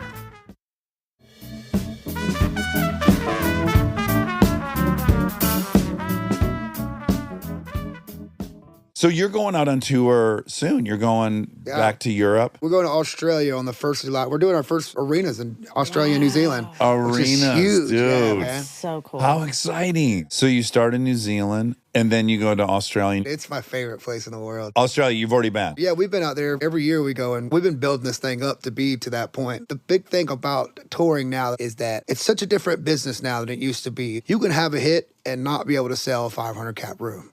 And you could be #1 song and not be able to sell those tickets. Translate Streams correctly. doesn't quite put asses in the seats. We go and we played everything from the 300 cap to the 1,000 cap to the 1,500 cap. Every place that'll let us in that we haven't played at, we're playing. Whether it's a 5,000, 10,000, whatever it is, we're playing those places. We're putting that flag down somewhere. And you have to do that in order to maintain. Because I know now, if anything else doesn't get any bigger in my career than this, all the new music I ever put out, I have a foundation of people that will always come see me, that have kids that are growing up on me, that will also bring their kids eventually if I'm so lucky to do this for that long. And you have to build your touring business. It's so different than your music. Well, right. You don't make any money anymore selling albums. Yeah. If you don't have a touring business, you don't have much of a business. You can have a #1 hit and not sell 300 tickets. And it's crazy how that can work. How do you like having money? How's it going? Oh, it's great. I like You it a like lot. it? Yeah, Have I you like bought it a anything lot. stupid? I haven't bought anything stupid. When we hit #1, me and my manager, we got the Cartier tanks together, which was really cute. Okay. My That's stupid sweet. little buy, but it was like my first little watch. I bought a new Bronco too last year, and I got the fucking wild track, the Raptor engine. When I moved out here full time, I was like, I gotta get a damn Bronco. But other than that, I haven't done anything other than I send my mom money every month. But also, you learned early on, you said the house with your dad, with the love, was more important to you than the Certainly. house with the stuff. And so that's a good lesson to learn early. Yeah, the first thing I did when I got signed to Warner was get my dad a Ford F-150 Lariat. We had been breaking down and pushing, and I could put a damn starter transmit, whatever the fucking anything. So I got him a real good truck when I first got signed. First big purchase I made. Oh, that's so sweet. Before you got yourself anything? Yeah, he's my hero. But I haven't really done anything stupid yet. I spent a lot of money on food. I will always go get every fucking appetizer there is. I don't mind dropping a bag on a meal for me and my friends. That's where I'll go crazy. And you live in LA now. Yeah, in Sherman Oaks. You like it? I love it. It took me a minute to find my footing. You know, the people I like to see, the places I like to go. So many people like to be seen places rather than be places here. Mm-hmm. And once you find that grounding, Sherman Oaks has been like back home in Atlanta. I bought a Camry there. I'm not gonna look like a Target. You know what I mean? Like, they'll take the fucking tires off your shit if you got something nice. Sure. Yeah. You got to leave the window down, doors unlocked. Nothing of value in your car. Just make it easy for them to get in there. A sign that says unlocked on the outside just of the please door. don't bust the window. Yeah. It's unlocked. Yeah. Well, listen, Teddy, it's been so great to talk to you. I loved getting to see you perform. I feel so lucky about that. Did you stick around for John Batiste? No, I didn't get to. We were doing the schmooze thing, so I didn't get to say. He's incredible, though. Between you and him that night, it was such an nuts. embarrassment of riches. That was quite a party. I love that. Yeah. Embarrassment of riches. What a beautiful way to say. But it was so nice meeting you there, and I'm so glad you came in and chatted with us. And I hope everyone checks you out on tour. Where do people go to get tickets? TeddySwims.com, probably. That's a good website to have. You didn't have to do like Teddy Swim. Teddy swims, sings, like that could have been a backup. Sure, you know, you're it'd be, like, right. confusing. Is he swimming or singing? .edu. Oh, yeah, I actually, one night, first time I ever met Max Martin, I was working with my buddy Johan, the last story I'll tell you. And we were there and we were eating food and Max comes in and I was so stoked. Max Martin's the biggest Huge. producer ever, right? And so my buddy Johan says, hey, Max, I'd like you to meet somebody. This is Teddy. Teddy swims. And he gave me this look like, does he? Like, as he saw my stature, he's like, no, Teddy Swims is his name. He's a singer. And he goes, this is my daughter. This is Doris Bicycles. Oh, that's great. Because to be in his house, I must be damn good at swimming. But 5'7", 260 pounds. There's no fucking way that guy's a fucking gold champion. Does he? That's hilarious. This is my friend. Have you worked with him? I have not worked with Max. Do you have a dream collab? Yeah, man, Adele, certainly. Yeah. You guys would be great Best, together. Of course, Stevie, Paul McCartney, while they're still here. We're gonna I manifest. like that pick, Adele. Me too. Yeah, she's the fucking one, bro. Yeah. John Mayer? Yeah, I got a chance to write with him one time. Oh, It you was- did? Yeah, but we kind of wrote a couple choruses, and I spent a day with him, and it was just beautiful, bro. He's fucking cool as hell. I love ever, it. yeah. I love how much you love You're him. gonna have him tattooed on your leg soon. Yeah. All right, Teddy. Great having you in. Thanks so much for coming. Anytime. Everybody go see you on tour. Go to teddyswims.com. Be well. Stay tuned for the fact check so you can hear all the facts that were wrong. We have numbers? Mm-hmm. Okay. It sucks that Rob's not here because I saw this in the comments. And could this possibly be true? What? It said, loved seeing Wobby Wob on Celebrity Family Feud. Yeah, he told us he did that. He did? Yeah. I feel like I would definitely remember that. Yeah, he did it with, I think, Rachel Bilson's show. Oh, okay. Did he win money, prizes? That I don't What if he know. had a new car when he came to work? That would be cool. Can you win a new car on Celebrity Family Feud? Or you probably have to play for a charity if you're doing celebrity, It right? should be. Like Wheel of Fortune. I almost called it Spin the Wheel, but I think that was the show was I was on. yours. Yeah. Was it? Mine was just maybe called The Wheel. No, I think it was Spin the Wheel. No, because he also had The Wall. What do you owe me? Oh, Like a cake or something? yeah, I'll buy you a big cake. Okay. I think it's called The Wheel. I'm hoping it's. I think the more I say, I think it's called The Wheel. As you search it, that'll up the odds that I was. Spin the Wheel. It is. Yep. Spin the Wheel 2019. There you are. That's you. But hold on. Spin the Wheel was our saying. No. It wasn't called The Wheel. No, look. Look at the Wikipedia. Oh yeah, it says Spin the Wheel. God. Boy, that was a rough. I had a hard time surrendering. Yeah, you did. I'm there now though. Okay, but anyways, Cake. how exciting Wobby Wob was on Family Feud. I know. Well, I think we should ask him if he won. I'm sure I asked and I don't remember. Yeah, what do you think you'd be more prone to remember? That he was a big winner or a big loser? Big winner. He would remember if he was a big loser. We all would, right? No, I think he would remember if he was a big loser, but the world would remember if he was a big winner.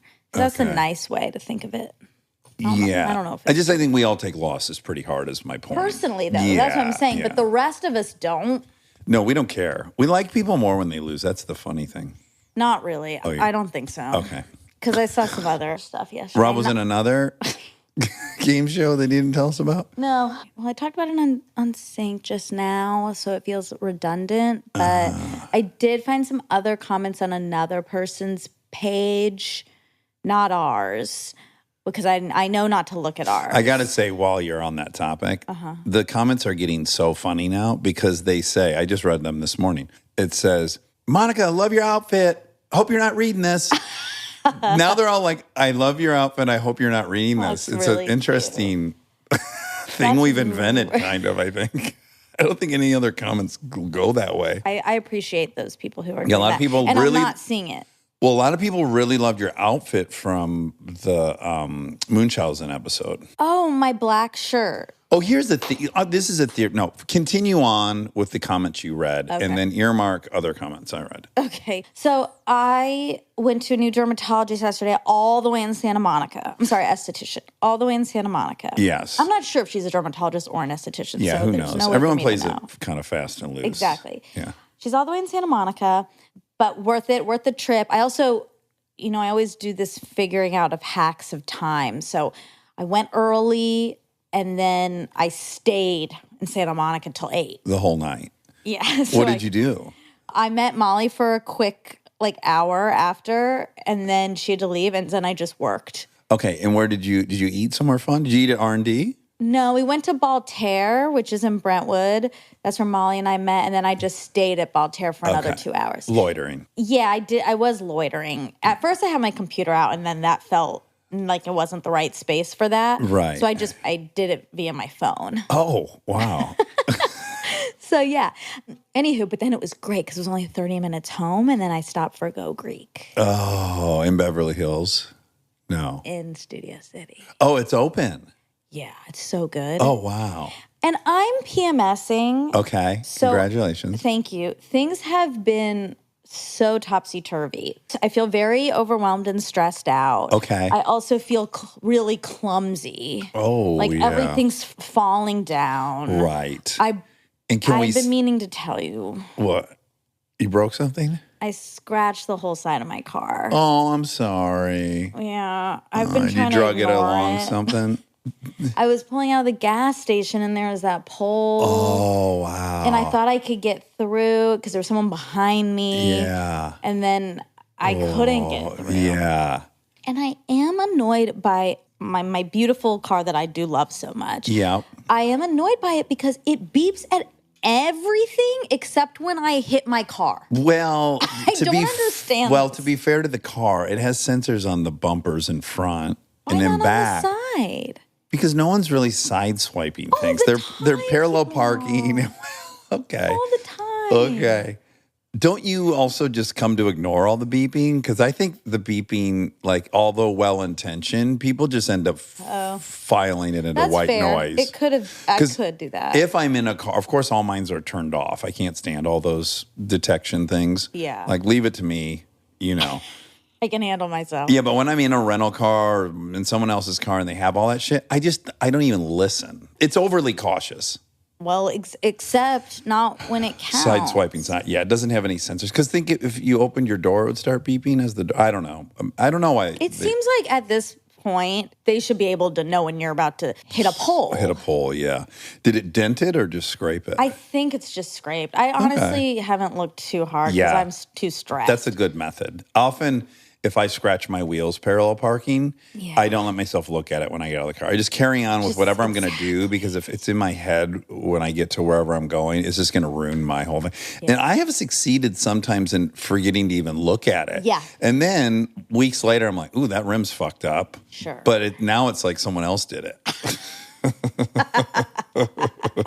Oh God. Okay. Yeah. So whatever. That's part of the PMS and of course, I was like, of course this happened because I don't know how I'm functioning. This is a crazy. doozy. This is a big one. It is. They're getting worse. They're getting bigger. I think because perimenopause. No, I know you read that book, but you're not there yet. Okay.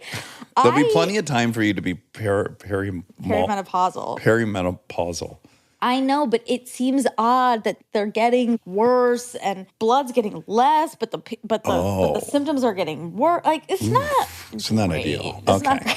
Anyway, you're at my apartment right now. Right. I just wanted to say behind the curtain, because we're doing work on the attic. Yes. We recorded here, and you said I need to warn you my house is a disaster. And then I just walked in and there's a lot of cargo in the living room. There's tons of huge boxes. Some say Bounty on them, not a sponsor, but let's give you a free plug. Bounty paper towel. There's a huge box of paper towels. And then an enormous box of toilet paper, enough for barracks of an army base. I didn't mean to do this. Yes, and you told me you didn't realize the quantity was so big, but I was actually envious, and I'm like, I can't find that quantity on Amazon. And then I was like, is there a portal for big box shopping on Amazon that you wandered into accidentally? Could have been. Where all the units are 100 plus. Anyways, you had a very funny joke because there's a lot of boxes. And then I said, I'm going to grab something to drink. You said, let me get it for you. You didn't want me to go into the kitchen. Not great. And then when I was in the kitchen, you said, are you going to call in a wellness check?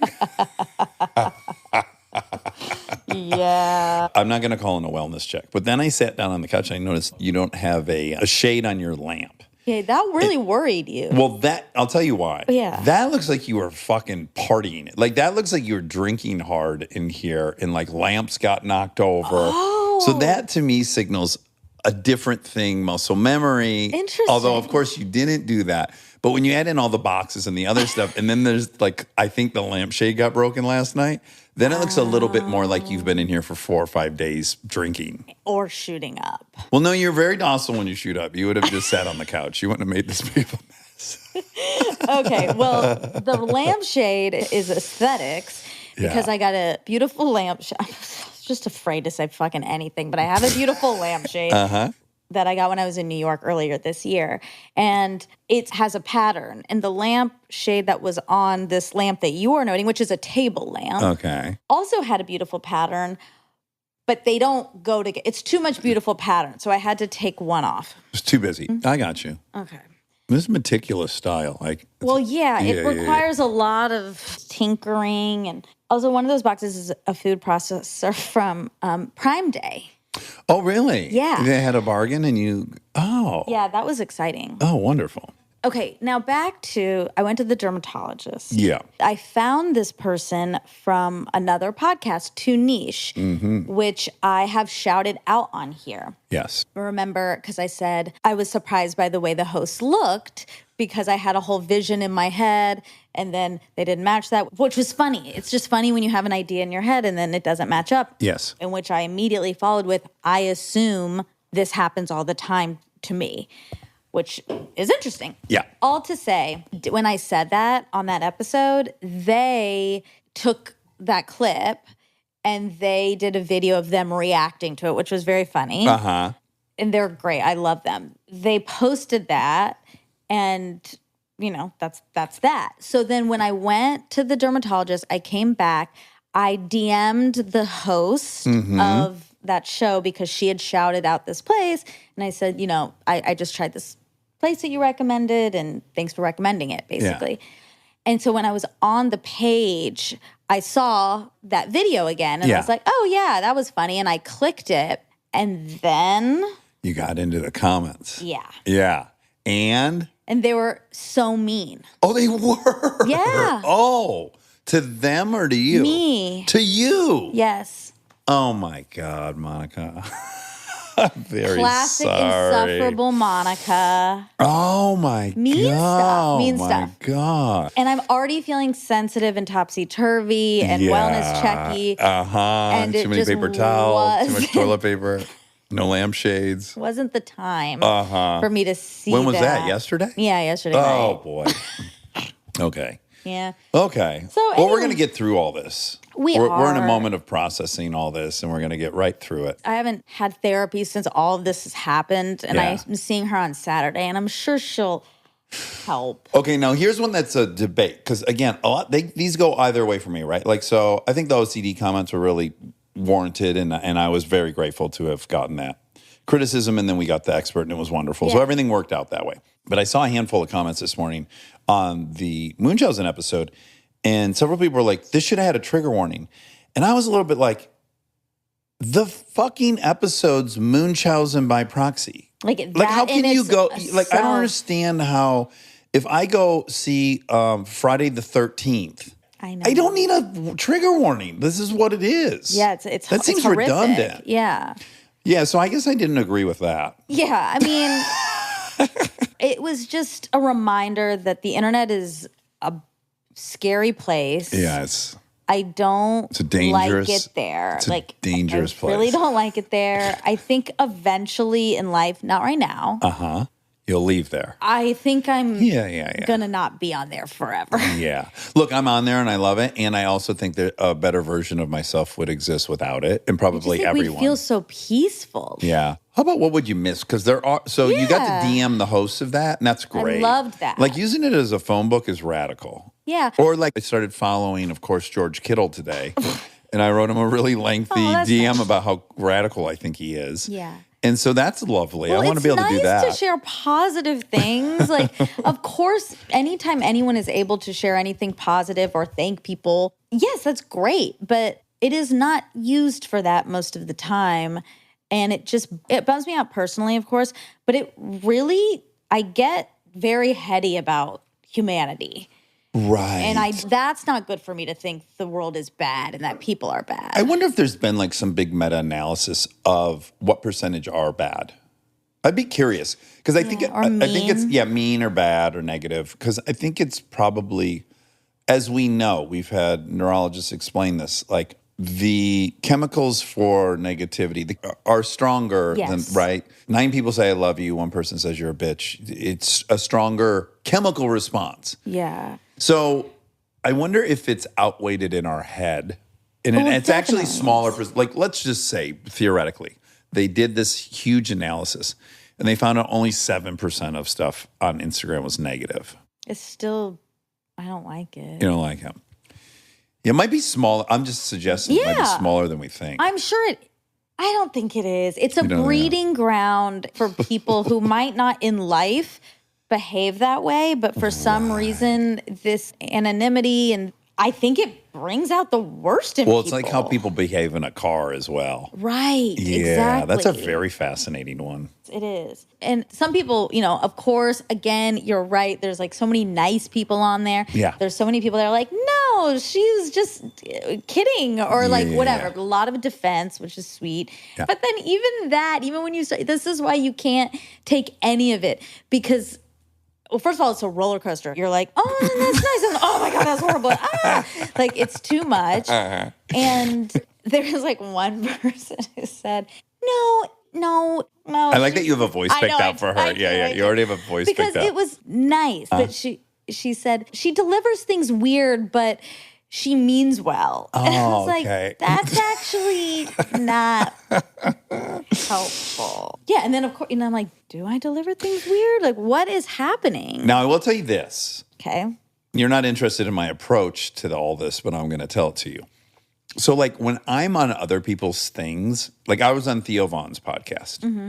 I'm not going to dare look at those comments. I was on Peter Attia's. I'm not going to dare. Like, I saw his post of our interview, and I'm like, stay away. Because people don't love you. Well, because they're there for that host. And then I also, this could be my story, but I also think a lot of people on the right think I'm like a super far left liberal. And so I'm just immediately, no matter what I say, I'm a libtard perpetuating this terrible. So I just know when an audience, like if I go on a show where an audience is more right-leaning, I just don't even, I would never even glance at that because I just assume a couple hundred of those listeners are just going to, it's a great opportunity to sound off about the left. In those instances, I do choose to think, well, Theo's got 1 million listeners, and I bet most of them just liked it because we like each other. Yeah. Yeah. And then there's going to be this handful that are going to come out hard because it's sitting right there. Cut it off. Anyway, so, Anywho. oh, So see, that's someone in their Construction. car laying on their horn. they're so mad. And they would never in line at a grocery store go, eh, like they wouldn't just yell. Yeah. I did get really paranoid. The person who said I was insufferable and that had like 22 hearts, I clicked on her. Okay. And she was private, so I couldn't like really see much. But then I was like looking at her picture and trying to, I've Figure out become crazy. Who the enemy is. Yeah, you got to identify who to look out for. These things, it's so contagious in such a negative way. So yeah, I'm looking at her and then I thought, what if this person is one of the people who's come up to me and said something nice? Oh, sure. And then I started to get paranoid about all the people who come up and say nice things. I'm like, well, what if they're nice in person? Because people are nice in person, Sure. but then they their go alter ego. Yeah. Yeah. Kitsch witch. Your sister? Why did I think that's Callie's? What's hers? Kitsch Witch was your sister's cooking thing. Yeah, what's Callie's? K-Watch. So close.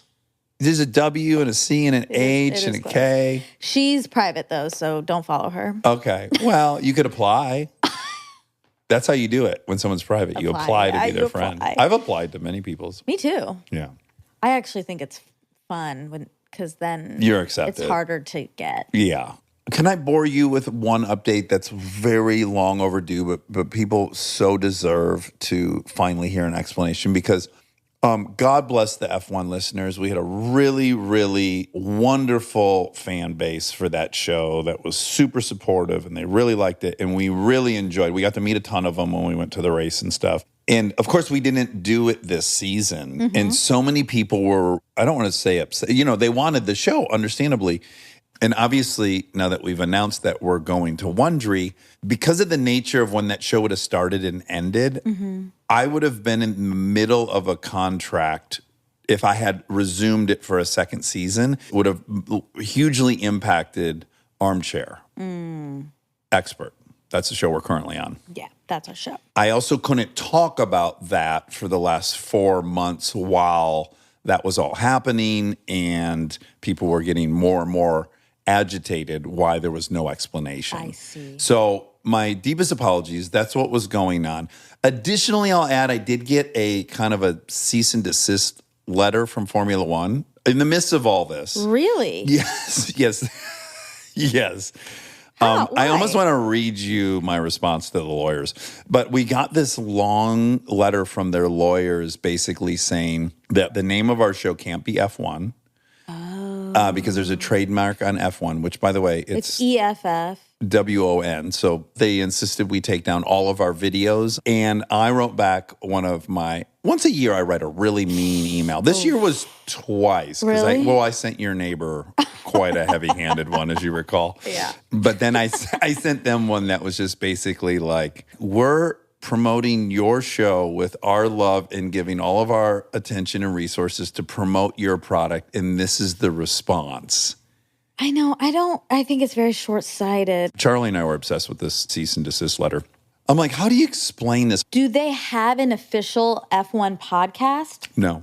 That would be the only thing would be, we have this is pulling from that. Right. No, we were just something that added a totally different fan base to that sport as well. Because once again, even F1 tilted female, just like Armchair does. That's interesting. Yeah. So my letter was like, you're welcome and we'll see ya. Kind of, That's a bummer. Yeah. So that was going on. There was a legal thing, and then there was also our contractual thing. And so my many apologies. That is the explanation. And, TBD if we do it down the road. We'll see. Cool. Yeah. Cool. Was there something you said, earmark something?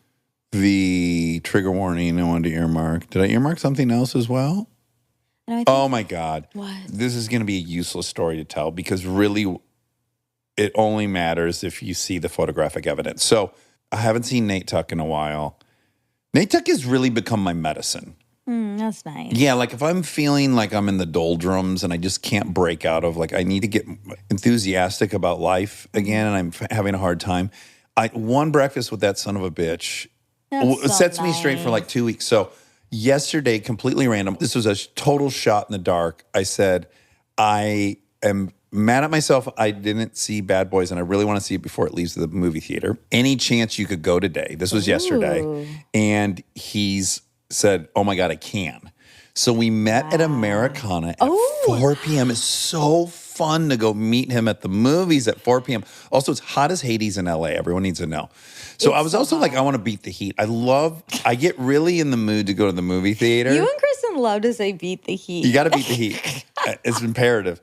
And so I have so much muscle memory from not having air conditioning and spending my whole day at the AMC 7 in Santa Monica to beat the heat. I buy one ticket and then I go right into every single theater without paying. Yeah. So we go there and clearly other people are there to beat the heat too because we get in there and at first we have the entire movie theater to ourselves, which is so fun. We're so excited to be in there completely by ourselves. And then some older gal wanders in and right away, it doesn't look like she's there for Bad Boys. It definitely looks like she's there to beat the heat. And that she had probably came from another movie that just ended because she came about 5 minutes late. Okay.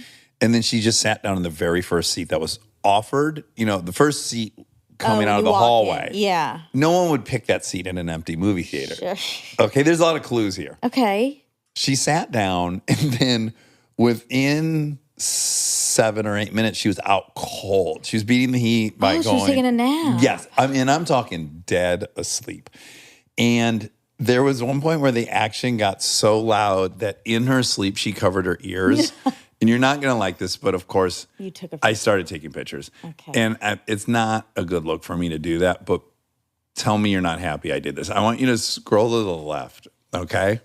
There was a couple times where we thought she passed, as you can see in the photos. This is why this story's not very good because, of course, I'm not going to post these pictures. But okay. But now, did you find the one where she's sleeping with her hands over her ears because there's tons of gunfire and explosives going on? She's so upset that her sleep is getting disrupted. And then the worst was I had to take every time she changed position and so hot. Yes, thank you. You agree, right? Our assessment is spot on. She was like doing her best to beat the heat. She's got a fucking Gatorade bottle in her drink holder. No, she's so sweaty. She is. Yeah. And she kept getting more and more slunk over in the chair. So I was taking pictures and I had taken 3 or 4 and it went great. I just had to hold the camera really still because it's dark in the movie theater. Sure. But then one time my flash went off. Dad. And then we panicked, but she didn't notice at all. And you guys were the only other people? Yes, it's just Nate and I. Okay. And this woman who's maybe passing. And then the end, movie's over, we stand up and we're leaving. We've got to walk right by her because, again, she sat in the very first seat out of the hallway.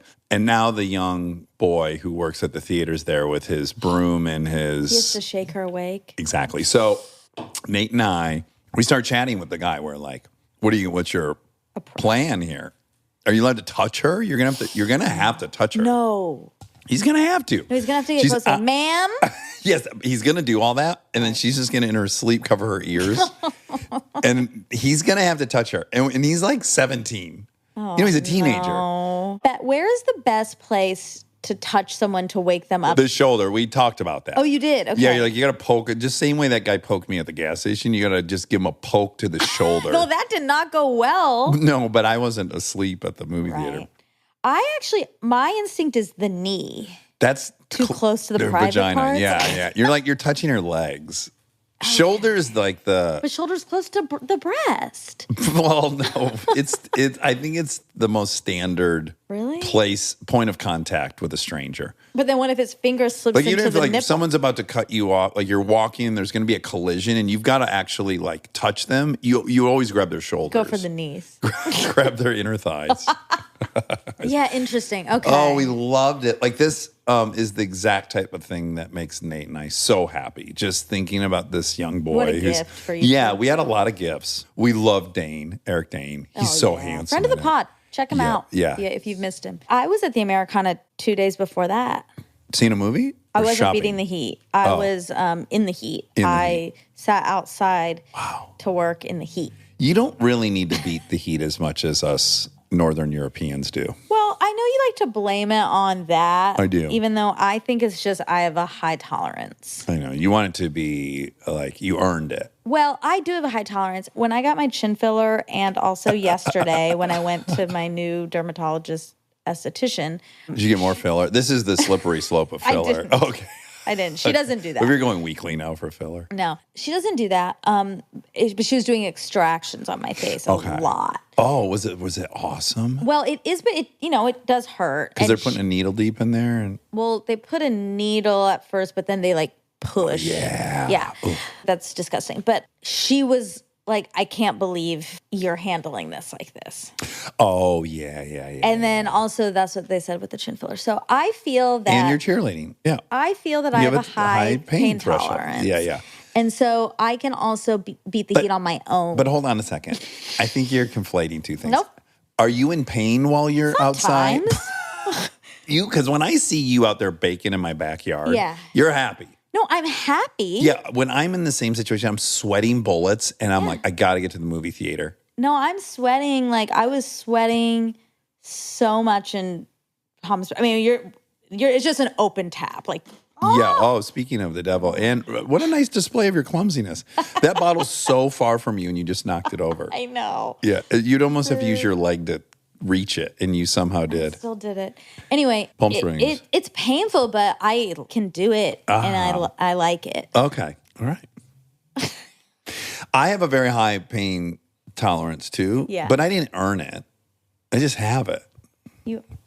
Well, I earned mine. Oh, okay. Yours is an accomplishment. Yeah, exactly. Because it is not that it doesn't hurt. It's that I'm unwilling to say it hurts. Oh my God. This is Yeah, did I tell you this great conversation Lincoln and I had on the trip about fear? I told you I looked up and I saw her like on the 4th floor going on the outside Doing of some the adventures. balcony. Yes. Yeah. And I waited a few days to bring that up because it's never a good idea right away because you're likely to embarrass the child.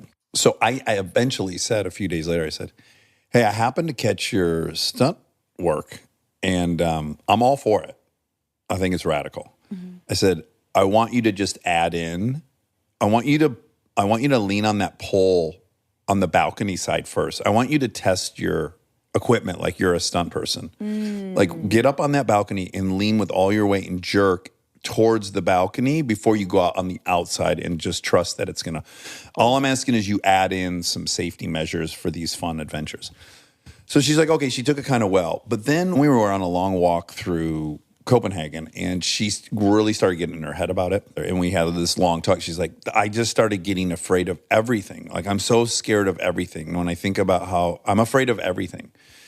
And I said, honey, I'm completely afraid of everything. I think I'm probably the scaredest person you actually know. All this stuff I do is a reaction to the fact that I'm very scared of everything. I'm a scaredy cat. Yeah. I said, when I watched the documentary about MotoGP and I saw the guys dragging their knee on the ground at 130 miles an hour, I was sitting there going, that is so fucking scary. Why are they doing that? It's so scary.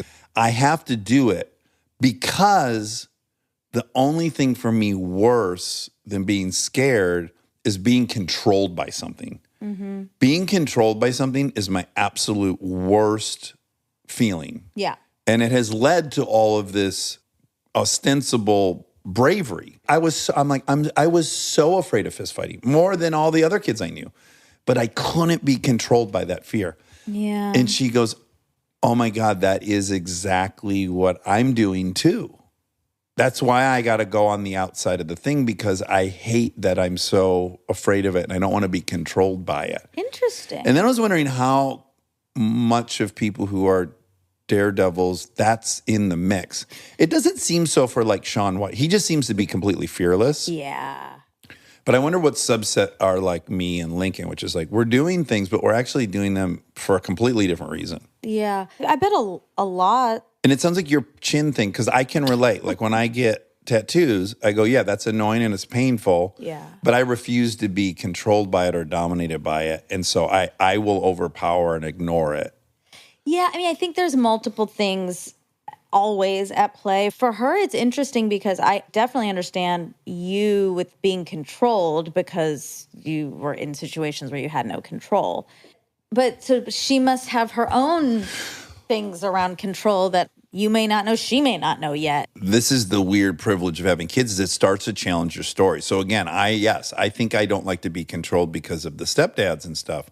But I might genetically be that way. Yeah. And she might genetically But it might be the way. there's so many, it's not just one or the other. Sure, it's sure, all sure. of this Some big ratio. mix. Yeah, and I think for me with pain, the original thing was you don't want to cause any ripples in the ocean so that the more chances of getting removed. Detection. Yeah. But now it's more like I want the result. So I don't care about what it takes to get there. I mean, I push through a lot across life in general. I'll do a lot of things that I think people wouldn't do or stand for or do whatever because I want the result. And I can see that. Yeah. I can always see the end. Yes.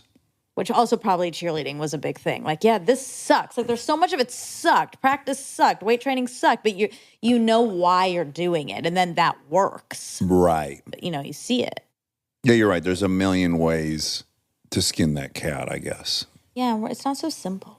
No. But I'm shocked pretty regularly about just to witness how much of my stuff Lincoln has. Yeah, that is without a remotely similar childhood. And just more often than not, I'm going like, oh, wow. I'm giving my story a ton of credit. It probably only deserves some. Yeah, exactly. Yeah. That's true, I think. Okay, well, this is for Teddy Swims. Oh, Teddy Swims. Yeah. Sweet, sweet Teddy Swims. Very sweet. He brought up Covington, Georgia. And he said there's a lot of filming that's happening there. It reminded me that my first acting credit ever, is Drop Dead Diva. That was shot in Peachtree City. It was a Lifetime show.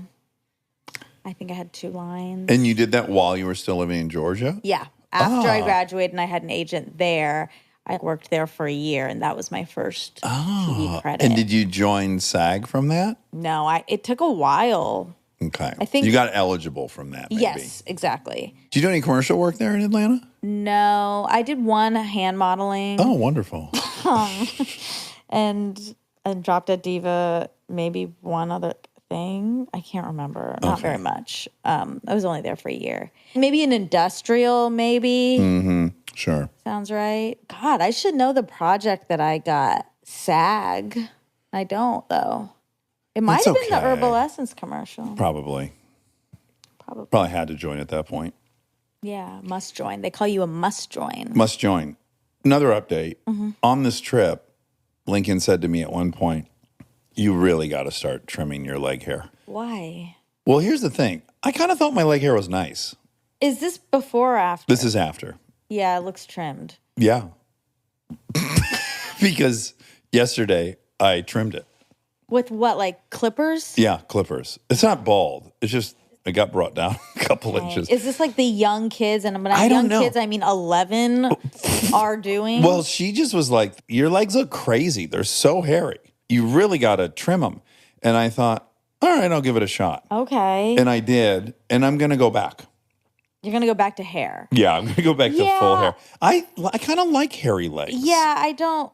I don't like this look. No, it looks fine. It looks great. But it does. First of all, I never once noticed that you had hairy legs, which means you probably didn't. Well, I will say, I have a very incongruous hair distribution, which is I have no hair on my chest and none on my legs. I don't have much on my stomach. I'm pretty hairless.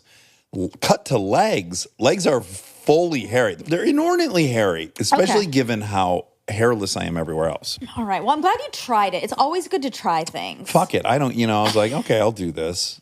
And then when I was doing it, my sister was in and out of the scene. God, your poor sister. I think she has to witness of her brother. Yeah, I was doing it on the balcony of my room with Lincoln so that the hair will just blow off into your house, hopefully, land in your backyard. All your rats. Yeah, and my sister goes, what's happening here? And I said, oh, well, Lincoln really thinks it was time for me to trim my leg hair.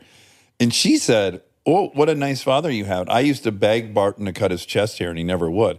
So I was like, oh, maybe this is a thing. I mean, kids hate how hairy their parents are. It is so gross if you're young, and you're like, why are you so hairy? Well, no, it's just life. God, we're so mean to each other. Yeah. Ding, ding, ding. Kids in particular, they let it rip. Oh, yeah. I wonder if the person who wrote I Was Insufferable was actually a kid. Could have been a kid who just wanted you to trim your hair. That's right. Okay. He talked about the 2007 Warped Tour. Uh-huh. And it reminded me that Callie and I went to Warped Tour. You did? In 2003. I checked with her the date. I thought maybe that was the one I had been to. Uh-huh. In Atlanta? Mm-hmm. Was it fun? Or were you scared? I think I was a little scared. Yeah. But we also had fun. Callie was more... adventurous. Yeah, I don't know if adventurous is the word. Okay. But yeah, I guess maybe it's the word. But she was fearless? Is that what we were going for? I guess. She wasn't scared. Right. So adventurous. Yeah, but she's not that's not a word I would ever use to describe her. Okay. So it's confident, mature. I think she was I was bitch. mature. No, I think she was a little bit more spunky, maybe. Okay. Savvy? No, I was very savvy. Okay, she was spunky. I forgot to mention this the other day when we were talking about Noah's birthday party, Strawberry Boy. Yeah. Max's dad, Robert, I want to shout out Robert because he came interesting. up to me and he said, Monica, I'm an armchairy. No. Oh my God. So he must be such sweet. a good dad if he's an armchair. He is a very nice person. Oh, wow. Very nice. Shout out Julie. She also listens. That's Max's mom. Okay, wonderful. While we're at it, I should shout out Callie's dad, Dan. He also listens. Oh my gosh. I know. All these Wow. nice parents. Yeah. They're really nice. Oh, I think my friend... I guess we don't need... But I think my friend Christina's parents listen. Thank you guys. It is so sweet that people who are in our lives and especially parents. Oh, I don't yeah. expect any parents to ever be listening to. Does it scare you at all? I don't like thinking Don't think on it about too Yeah, I hard, don't want to think yeah. on it too hard, but I do think it's very kind. Mm-hmm. Anyway, okay. Oh, I wanted to play this. Sure, you get right up to their mouth on the screen.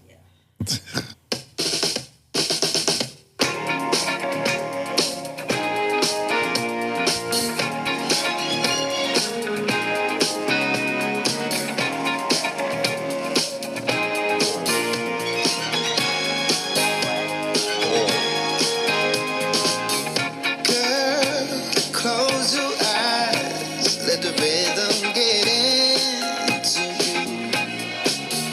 Don't try to fight it, there ain't nothing that you can do. Relax your mind, lay back and groove with mine. You gotta feel that heat, and we gon' ride the boogie, share that beat of love. I wanna rock with you all night, dance you into day. I wanna rock with you all night. We're gonna rock the night away. He's so good. He's so good. I admire anyone who tries to do Michael Jackson. That's why when I saw at the Bowl when they did the Quincy Jones retrospective and they had people singing the Michael Jackson songs, I was blown away at a couple of the singers that they actually sounded better, which I thought was impossible. Wow. Yeah. He's so good. Okay, I found the exact timestamp of the episode of Acquired on Taylor Swift where they start talking about the music industry. Okay. And I was going to listen and then recap it. You're gonna play it? People should just, no, it's long. It's okay, long. okay. But people should listen to that because they do such a good job of breaking it all down and how little money streams make and how it's all like broken down between the songwriter and this and that. It's very complex. But Yeah. okay, so if you go to Acquired and you search Taylor Swift, it starts, because these episodes are so long. Yeah, they're like 4 hours, some of them, right? Yeah, it starts at 1 hour, 8 minutes, and 38 seconds. So I highly recommend that. And then we talk about Max Martin. Speaking of Taylor, ding, ding, ding. What? They've worked together. Oh, okay. He's just very well-known music producer, huge. Swedish. Ding, ding, ding. So wasn't so was like Dog or whatever, Shania Twain's husband? He was Swedish too, or Danish or something. Yeah. I think Swedish. Yeah. That's interesting. Yes, they have a big. You didn't meet any when you were there? Any music producers? Maybe that guy who was mad at me at the gas station was a huge music producer. That would explain how like he thought things should be going Was exactly. it this guy? Fuck, that was him. No. it was not. That man's much younger. Yeah, Max Martin's 53. We should have him on. That would be Okay. great. All right, well, that's it. That's all the facts? Yeah, let me just double check to make sure I got them all. Talked a lot about tattoos. Yeah. I was gonna. Explain to people what a tattoo is? Yeah. Okay. How But it works? we don't have I have time. one interesting fact about tattoos. Okay. This perplexed me for like 20 years. Once you learn that your full dermis replaces itself every Yeah. few sheds years, And, yeah.